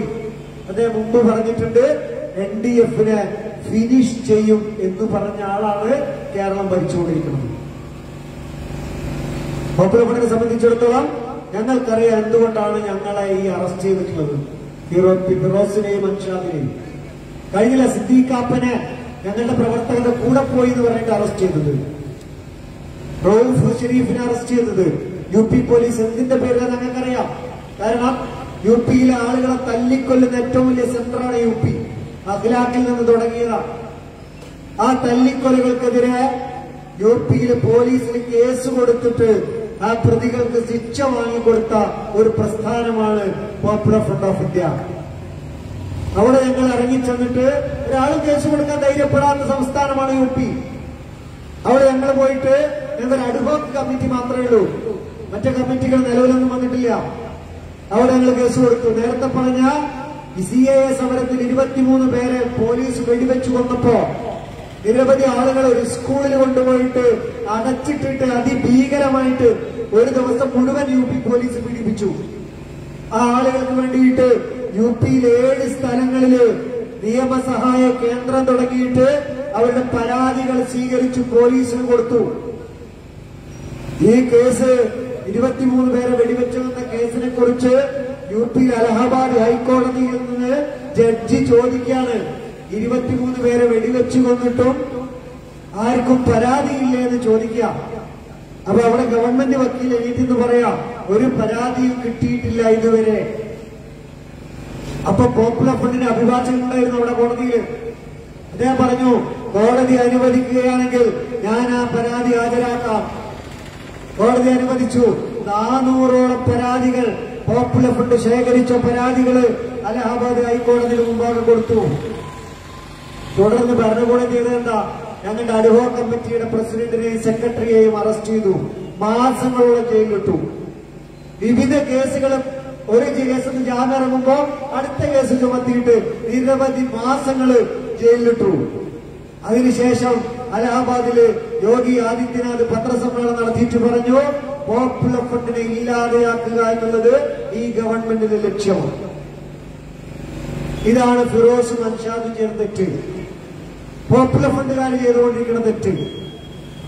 അങ്ങനെയുള്ള യോഗി ആദിത്യനാഥ് കേരളത്തിൽ വരുന്നു എന്ന് കേട്ടപ്പോ മറ്റു ചില ആളുകളെ പോലെ ഏതെങ്കിലും ഗസ്റ്റ് ഹൌസിൽ പോയിട്ട് ഞങ്ങളുടെ ഫിറോസിനെയും അൻഷാദിനെയും റൌഫ് ഷെരീഫിനെയും സിദ്ദീഖാപ്പനെയും ഞങ്ങളുടെ ക്യാമ്പസ് ഫ്രണ്ട് പ്രവർത്തകരെയും വിട്ടുകിട്ടാൻ എന്തുണ്ട് വഴി എന്ന് അദ്ദേഹത്തിന്റെ പണ്ട് സവർക്കർ ബ്രിട്ടീഷുകാരെ ഷൂ നക്കിയതുപോലെ ആദിത്യനാഥിനെ കണ്ടിട്ട് എങ്ങനെയെങ്കിലും രക്ഷപ്പെടാനായിരുന്നില്ല പോപ്പുലർ ഫണ്ട് ശ്രമിച്ചത്. ആദിത്യനാഥ് കാസർഗോഡ് കാലുകുത്തിയപ്പോ ബിജെപിയുടെ പ്രകടനത്തിന് നേരെ കടന്നു ചെന്നിട്ട് കൊലയാളി യോഗി ആദിത്യനാഥ് പിരിഞ്ഞു പോവുക, ഗോ ബാക്ക് എന്ന് പറഞ്ഞിട്ട് പ്രകടനം നടത്തുകയായിരുന്നു പോപ്പുലർ ഫണ്ടിന്റെ ആൺകുട്ടികൾ. കേരളത്തിന്റെ തെരുവുകൾ മുഴുവൻ ഞങ്ങൾ പ്രതിഷേധിച്ചു, യോഗി പുറത്തു പോവുക എന്ന് പറഞ്ഞിട്ട്. ഞങ്ങളിതുകൊണ്ട് നിർത്താൻ പോകുന്നില്ല. ഒരുപക്ഷെ ഇവരൊക്കെ വിചാരിക്കുന്നത് പോലെ ഈ പ്രസ്ഥാനത്തെ ഫിനിഷ് ചെയ്തേക്കാം. പക്ഷേ ഈ സന്ദേശം കേരളത്തിൽ ഇന്ത്യയിൽ നിലനിൽക്കേണ്ടതുണ്ട്. പ്രിയപ്പെട്ടവരെ, കേരളത്തിന്റെ ജനസംഖ്യയുടെ മുസ്ലിം ജനസംഖ്യയുടെ 5 ഇരട്ടിയാണ് യു പിയിലെ മുസ്ലിം ജനസംഖ്യ. ആലോചിക്കണം, 5 ഇരട്ടി മുസ്ലിങ്ങളുണ്ട്. അവിടെയാണ് ഇതൊക്കെ സംഭവിക്കുന്നത്. യു പി, ബംഗാൾ, ബീഹാർ എന്നൊക്കെ തുടങ്ങിയ ഈ പ്രദേശങ്ങൾ, അവിടെയുള്ള ഒരു 4 സംസ്ഥാനത്തിലെ മുസ്ലിം ജനസംഖ്യ എടുത്താൽ ഇന്ത്യ രാജ്യത്തിലെ ആകെ മുസ്ലിം ജനസംഖ്യയുടെ പകുതിയുള്ളത് ആ 4 സംസ്ഥാനങ്ങളിലാണ്. ബാക്കി പകുതിയേ ഉള്ളൂ കാശ്മീർ മുതൽ കേരളം വരെയുള്ള സ്ഥലത്ത്. ആലോചിക്കണം, അവിടെയാണ് പ്രവർത്തിക്കുന്നത് പോപ്പുലർ ഫണ്ട്. അവിടെ രാജ്യത്തെ സംരക്ഷിച്ചുകൊണ്ടാണ് പോപ്പുലർ ഫണ്ട് പ്രവർത്തിക്കുന്നത്. രാജ്യത്തിന്റെ യശസ് തകർക്കാനല്ല, രാജ്യത്തിന്റെ ഭാവിയില്, രാജ്യത്തിന്റെ വളർച്ചയില് വിശ്വാസമുള്ളതുകൊണ്ട്, സ്നേഹമുള്ളതുകൊണ്ടാണ് ഈ രാജ്യം തകരരുത് എന്ന് വിചാരിച്ചുകൊണ്ട് പോപ്പുലർ ഫണ്ട് പ്രവർത്തിക്കുന്നത്. വസന്ത പഞ്ചമിയിലെ ആഘോഷം നടക്കുമ്പോ ബോംബിട്ടിട്ട് ഹിന്ദു സമൂഹത്തെ കൊല്ലുക എന്നുള്ളത് പോപ്പുലർ ഫണ്ടിന്റെ അജണ്ടയല്ല.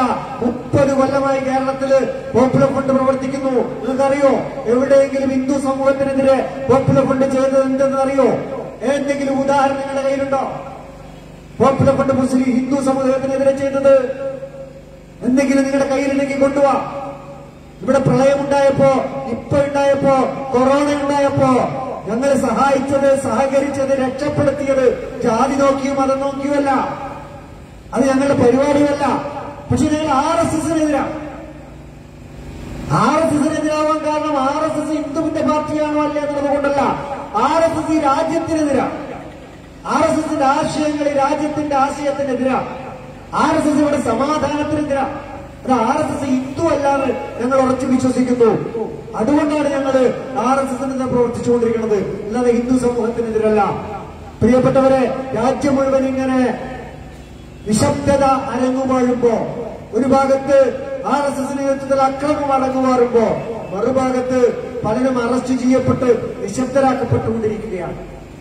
ഞാൻ നേരത്തെ പറഞ്ഞ റൌഫ് ഷെരീഫ്, അദ്ദേഹത്തിന്റെ ഭാര്യ ഗർഭിണിയാണ്, ഒരു വിദ്യാർത്ഥി പ്രസ്ഥാനത്തിന്റെ നേതാവാണ്. ഒരു തെറ്റും ചെയ്യാത്ത അദ്ദേഹം ഒരു വിദ്യാർത്ഥി പ്രസ്ഥാനത്തിലും പ്രവർത്തിക്കാത്ത കാലത്തുള്ള ഒരു കേസിന്റെ പേരിൽ, അത് നിങ്ങൾ ആലോചിക്കണം, 2013 ഒരു കേസിന്റെ പേരിലാണ് അദ്ദേഹത്തെ അറസ്റ്റ് ചെയ്തത്. അദ്ദേഹം അറസ്റ്റ് ചെയ്ത് ജയിലിൽ കിടക്കുകയാണ്. കേരളത്തിന് ജാമ്യം കിട്ടിയപ്പോ യു പിയിൽ കൊണ്ടുപോയിട്ടിരിക്കുന്നു. സിദ്ദീഖാപ്പൻ ജയിലിലാണ്. മദ്രാസിലെ കേസ് റിപ്പോർട്ട് ചെയ്യാൻ പോയതിന്റെ പേരിൽ സിദ്ദീഖാപ്പൻ ജയിലിലാണ്. അബ്ദുൽ നാസർ മഹദിനി 10-30 കൊല്ലമായി ജയിലിലാണ്. ആലോചിക്കണം, അബ്ദുൽ നാസർ മഹദിനി ചെയ്ത തെറ്റിന്റെ പൂർണ്ണമായി അദ്ദേഹം ചെയ്തതാണ് എന്ന് കോടതി പറഞ്ഞാൽ പോലും ഇത്ര കാലം അദ്ദേഹം ജയിലിൽ കിടക്കില്ല. അത്രയും കാലമായി അബ്ദുൽ നാസർ മഹദിനി എന്ന് പറയുന്ന ഒരു കാലില്ലാത്ത, പ്രഷറും ഷുഗറും ബാധിച്ച് കണ്ണിന്റെ കാഴ്ച ശക്തി നഷ്ടപ്പെട്ട ഒരു മനുഷ്യൻ, നിരപരാധിയായ മനുഷ്യൻ, കുറ്റവാളിയാണെങ്കിലും ശിക്ഷാ കാലാവധി കഴിയാൻ കാലമായ ഒരു മനുഷ്യൻ തുറന്ന ജയിലിൽ നിന്ന് വേണമെങ്കിൽ പറയാം കിടക്കുക. സക്കരിയ ഒരു ബാറ്ററി വിട്ടതിന്റെ പേരിൽ 12 കൊല്ലമായിട്ട് പരപ്പനങ്ങാടിക്കാരൻ സക്കരിയ ജയിലിലാണ്.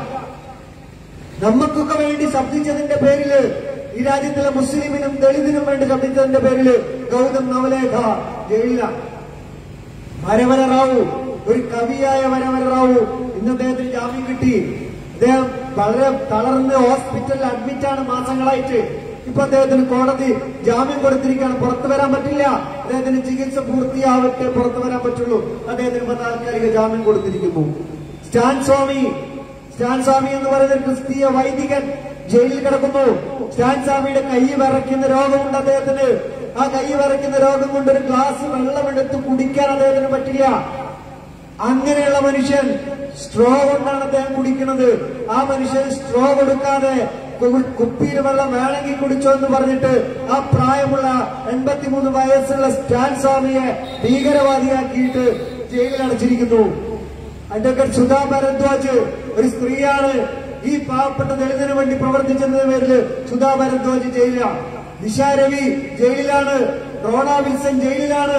റോണ വിൽസൺ ചെയ്ത തെറ്റ് മോഡിയെ വധിക്കാൻ പദ്ധതിയിട്ടു എന്നുള്ള ഒരു കത്ത് അദ്ദേഹത്തിന്റെ ലാപ്ടോപ്പിൽ നിന്ന് കിട്ടി. ഇപ്പൊ പറയുന്നു ആ കത്ത് അദ്ദേഹത്തിന്റെ ലാപ്ടോപ്പിൽ നുഴഞ്ഞു കയറിയിട്ട് ആരോ വെച്ചതാണ് എന്ന് ഫോറൻസിക് റിപ്പോർട്ട് പുറത്തു വന്നിരിക്കുന്നു. എന്നിട്ട് റോണ വിൽസൺ ജയിലിലാണ്. ആനന്ദൽ തുമ്പെ ഈ പാവപ്പെട്ടവന് വേണ്ടി ശബ്ദിച്ചതിന്റെ പേരിൽ ജയിലിലാണ്. ഹാനി ബാബു മലയാളിയായ പ്രൊഫസർ ഡൽഹി യൂണിവേഴ്സിറ്റിയിലെ ജയിലിലാണ്. ഷർജീൽ ഇമാം ഈ പറയുന്ന CAA വിരുദ്ധ പോരാട്ടം നടത്തിയതിന്റെ പേരിൽ ജയിലിലാണ്. ഷർജീൽ ഉസ്മാനി ജയിലിലാണ്.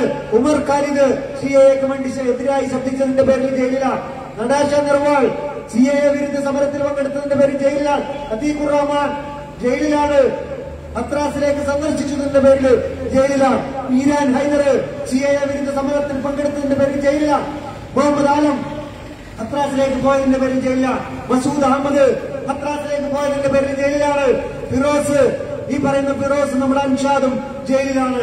പ്രിയപ്പെട്ടവരെ, നമുക്ക് വേണ്ടി ഈ പറയപ്പെട്ട ആളുകൾ മുഴുവൻ ജയിലിൽ പീഡനം അനുഭവിച്ചുകൊണ്ടിരിക്കുന്നു. ഭരണകൂടത്തിന്റെ നമുക്ക് വേണ്ടി ശബ്ദിച്ചതിന്റെ പേര് അവരുടെ ആവശ്യത്തിന് വേണ്ടി പ്രവർത്തിച്ചതല്ല. ഈ രാജ്യത്തിന് വേണ്ടി, ഈ രാജ്യത്തിൽ പീഡനം അനുഭവിക്കുന്നവർക്ക് വേണ്ടി പ്രവർത്തിച്ചതിന്റെ പേരിൽ, ശബ്ദിച്ചതിന്റെ പേരിൽ, അക്രമം നടത്തിയതിന്റെ പേരിലല്ല, സംസാരിച്ചതിന്റെ പേരിൽ, എഴുന്നേറ്റ് നിന്നതിന്റെ പേരിൽ അവർ ജയിലിലാക്കപ്പെട്ടവരാണ്. ഈ UPയിൽ അറസ്റ്റ് ചെയ്യപ്പെട്ട, ഇതുപോലെ അറസ്റ്റ് ചെയ്യപ്പെട്ട ആളുകൾക്ക് അല്ലാഹു എത്രയും പെട്ടെന്ന് മോചനം നൽകുമാറാവട്ടെ. ഭരണകൂടത്തിന്റെ കുടില തന്ത്രങ്ങളെ ലോകരക്ഷിതാവായ റബ്ബ് പരാജയപ്പെടുത്തുമാറാവട്ടെ എന്ന് നമ്മൾ പ്രാർത്ഥിക്കുക. അതോടൊപ്പം നമ്മൾ ചെയ്യേണ്ടത്, ഈ പറയുന്ന ആളുകൾ മുഴുവൻ ജയിലിൽ കിടന്നോട്ടെ, എന്നെ സംബന്ധിച്ചിടത്തോളം അതൊന്നും വിഷയമല്ല എന്ന് തീരുമാനിച്ചു മടങ്ങുകയല്ല. അവിടെ വിശുദ്ധ ഖുർആന്റെ ചോദ്യത്തിന്, വിശുദ്ധ ഖുർആന്റെ ആഹ്വാനത്തിന് നമ്മൾ ഉത്തരം പറഞ്ഞേ പറ്റുള്ളൂ. യാ അയ്യുഹൽ മുദ്ദസ്സിർ, യാ അയ്യുഹൽ മുദ്ദസ്സിറെ, പുതച്ചു മൂടിക്കിടക്കുന്നവനെ, സുഖലോലുപതയുടെ സ്വർഗത്തില് അല്ലെങ്കിൽ സ്വർഗീയ ആരാമത്തില് അല്ലെങ്കിൽ സുഖമായിട്ട് നിങ്ങളുടെ ബെഡുകളില്, വീടുകളില്, നിങ്ങളുടെ രമ്യാത്മ്യങ്ങളില്, ആശ്വാസത്തിന്റെ വക്കുകളില് സുഖമായിട്ട് പുതച്ചു മൂടിക്കിടന്നിറങ്ങുന്നവരെ നിങ്ങളൊന്ന് എഴുന്നേൽക്ക്. പുതച്ചു മൂടിക്കിടക്കുന്നവനെ എഴുന്നേൽക്ക്. എന്നിട്ട് താക്കീത് നൽകുക. ദൈവശിക്ഷയെക്കുറിച്ച്, ഈ രാജ്യത്തിന്റെ അവസ്ഥയെക്കുറിച്ച്, പീഡനങ്ങളെക്കുറിച്ച് ദൈവത്തിന്റെ മാത്രമല്ല നമ്മളുടെയും താക്കീത് ഇവർക്ക് കൊടുക്കുക. നിന്റെ നാഥനെ നീ മഹത്വപ്പെടുത്തുക. റബ്ബാണ് വലുതെന്ന് പറയുക, റബ്ബ് മാത്രമാണ് വലുതെന്ന് പറയുക. നിന്റെ നാഥൻ പരിശുദ്ധനാണെന്ന് വിശ്വസിക്കുക. നിന്റെ നാഥൻ മുഴുവൻ കാര്യങ്ങൾക്കും കഴിവുള്ളവനാണ് എന്ന് വിശ്വസിക്കുക. നിങ്ങളുടെ വസ്ത്രം വൃത്തിയാക്കുക, മനസ്സ് വൃത്തിയാക്കുക, ശരീരം വൃത്തിയാക്കുക, ചുറ്റുപാടുകൾ വൃത്തിയാക്കുക, പോരാട്ടത്തിനിറങ്ങുക, എല്ലാം ഭദ്രമാക്കുക, എല്ലാം വൃത്തിയാക്കി ശുദ്ധിയാക്കി നിങ്ങൾ ഒരുങ്ങി നിൽക്കുക. നിങ്ങൾ വിഗ്രഹാരാധന വെടിയുക. മനസ്സിൽ എന്തെങ്കിലും വിഗ്രഹങ്ങൾ ഉണ്ടെങ്കിൽ, മനസ്സിൽ പൂജിക്കപ്പെടുന്ന വല്ലതും ഉണ്ടെങ്കിൽ, ദൈവത്തെക്കാൾ, ദൈവത്തിന്റെ ഇച്ഛയേക്കാൾ, ദൈവമാർഗത്തിലുള്ള സമരത്തെക്കാൾ, അനീതിക്കെതിരായിട്ടുള്ള ആഗ്രഹത്തെക്കാൾ, ഇത്തരത്തിലുള്ള ചിന്തകളെക്കാൾ, തെറ്റിനെതിരായുള്ള ശ്രമങ്ങളെക്കാൾ, നിങ്ങളുടെ മനസ്സിനെ വാണരുളുന്ന പണത്തിന്റെ, ധനത്തിന്റെ, സമ്പത്തിന്റെ, ആഗ്രഹങ്ങളുടെ, മോഹങ്ങളുടെയൊക്കെ എന്തെങ്കിലും വിഗ്രഹങ്ങൾ മനസ്സിലുണ്ടെങ്കിൽ നിങ്ങൾ അതൊക്കെ വെടിയുക. എന്നിട്ട് എഴുന്നേൽക്കുക. റബ്ബിന്റെ മാർഗത്തിൽ ഒരു പോരാട്ടത്തിന് ഒരുങ്ങുക.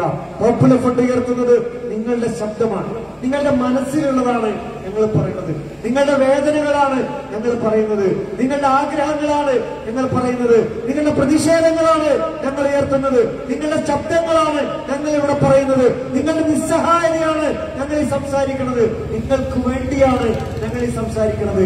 അതുകൊണ്ട് നമ്മുടെ മോചനമാണ് പോപ്പുലർ ഫണ്ട് ലക്ഷ്യം വെക്കുന്നത്. ഈ ശബ്ദമില്ലാതെയായാൽ ഇല്ലാതെയാവുന്നത് പോപ്പുലർ ഫണ്ടിന്റെ ശബ്ദമല്ല, നിങ്ങളുടെ ശബ്ദമാണ്, നമ്മളുടെ ശബ്ദമാണ്, നീതിക്ക് വേണ്ടിയുള്ള ശബ്ദമാണ്, നാടിന് വേണ്ടിയുള്ള ശബ്ദമാണ്. അതുകൊണ്ട് ഈ ശബ്ദം ഇല്ലാതെയാവാൻ നിങ്ങൾ അനുവദിക്കരുത്, ഈ ശബ്ദം അടിച്ചമർത്തപ്പെടാൻ നിങ്ങൾ അനുവദിക്കരുത്. ഈ ശബ്ദത്തെ നിങ്ങൾ സംരക്ഷിക്കുക, പോപ്പുലർ ഫണ്ടിനെ നിങ്ങൾ സംരക്ഷിക്കുക. ഈ സംഘത്തെ, ഈ രാജ്യത്തിന്റെ ഹിന്ദുത്വ ഭരണകൂടം മുഴുവൻ ഇതിന് വേട്ടയാടുമ്പോ ഞങ്ങൾ ഈ പ്രസ്ഥാനത്തെ നിങ്ങളെ ഏൽപ്പിക്കുകയാണ്. ഇതിനെ നിങ്ങൾ സംരക്ഷിക്കുക. 1000 കഴുകന്മാർ പറന്നു വന്നാലും പിടികൊടുക്കാതെ ഇതിനെ നിങ്ങൾ കാത്തുകൊള്ളുക. അതിന് അല്ലാഹു തൗഫീഖ് നൽകുമാറാവട്ടെ എന്ന് പ്രാർത്ഥിച്ചുകൊണ്ട് അവസാനിപ്പിക്കുന്നു. വാഖിറു ദഅ്വാനാ അൽഹംദുലില്ലാഹി റബ്ബിൽ ആലമീൻ. അസ്സലാമു അലൈക്കും. ഈ യോഗത്തിന് നന്ദി പറയാൻ വേണ്ടി പന്തളം ഏരിയ കമ്മിറ്റി പ്രസിഡന്റ്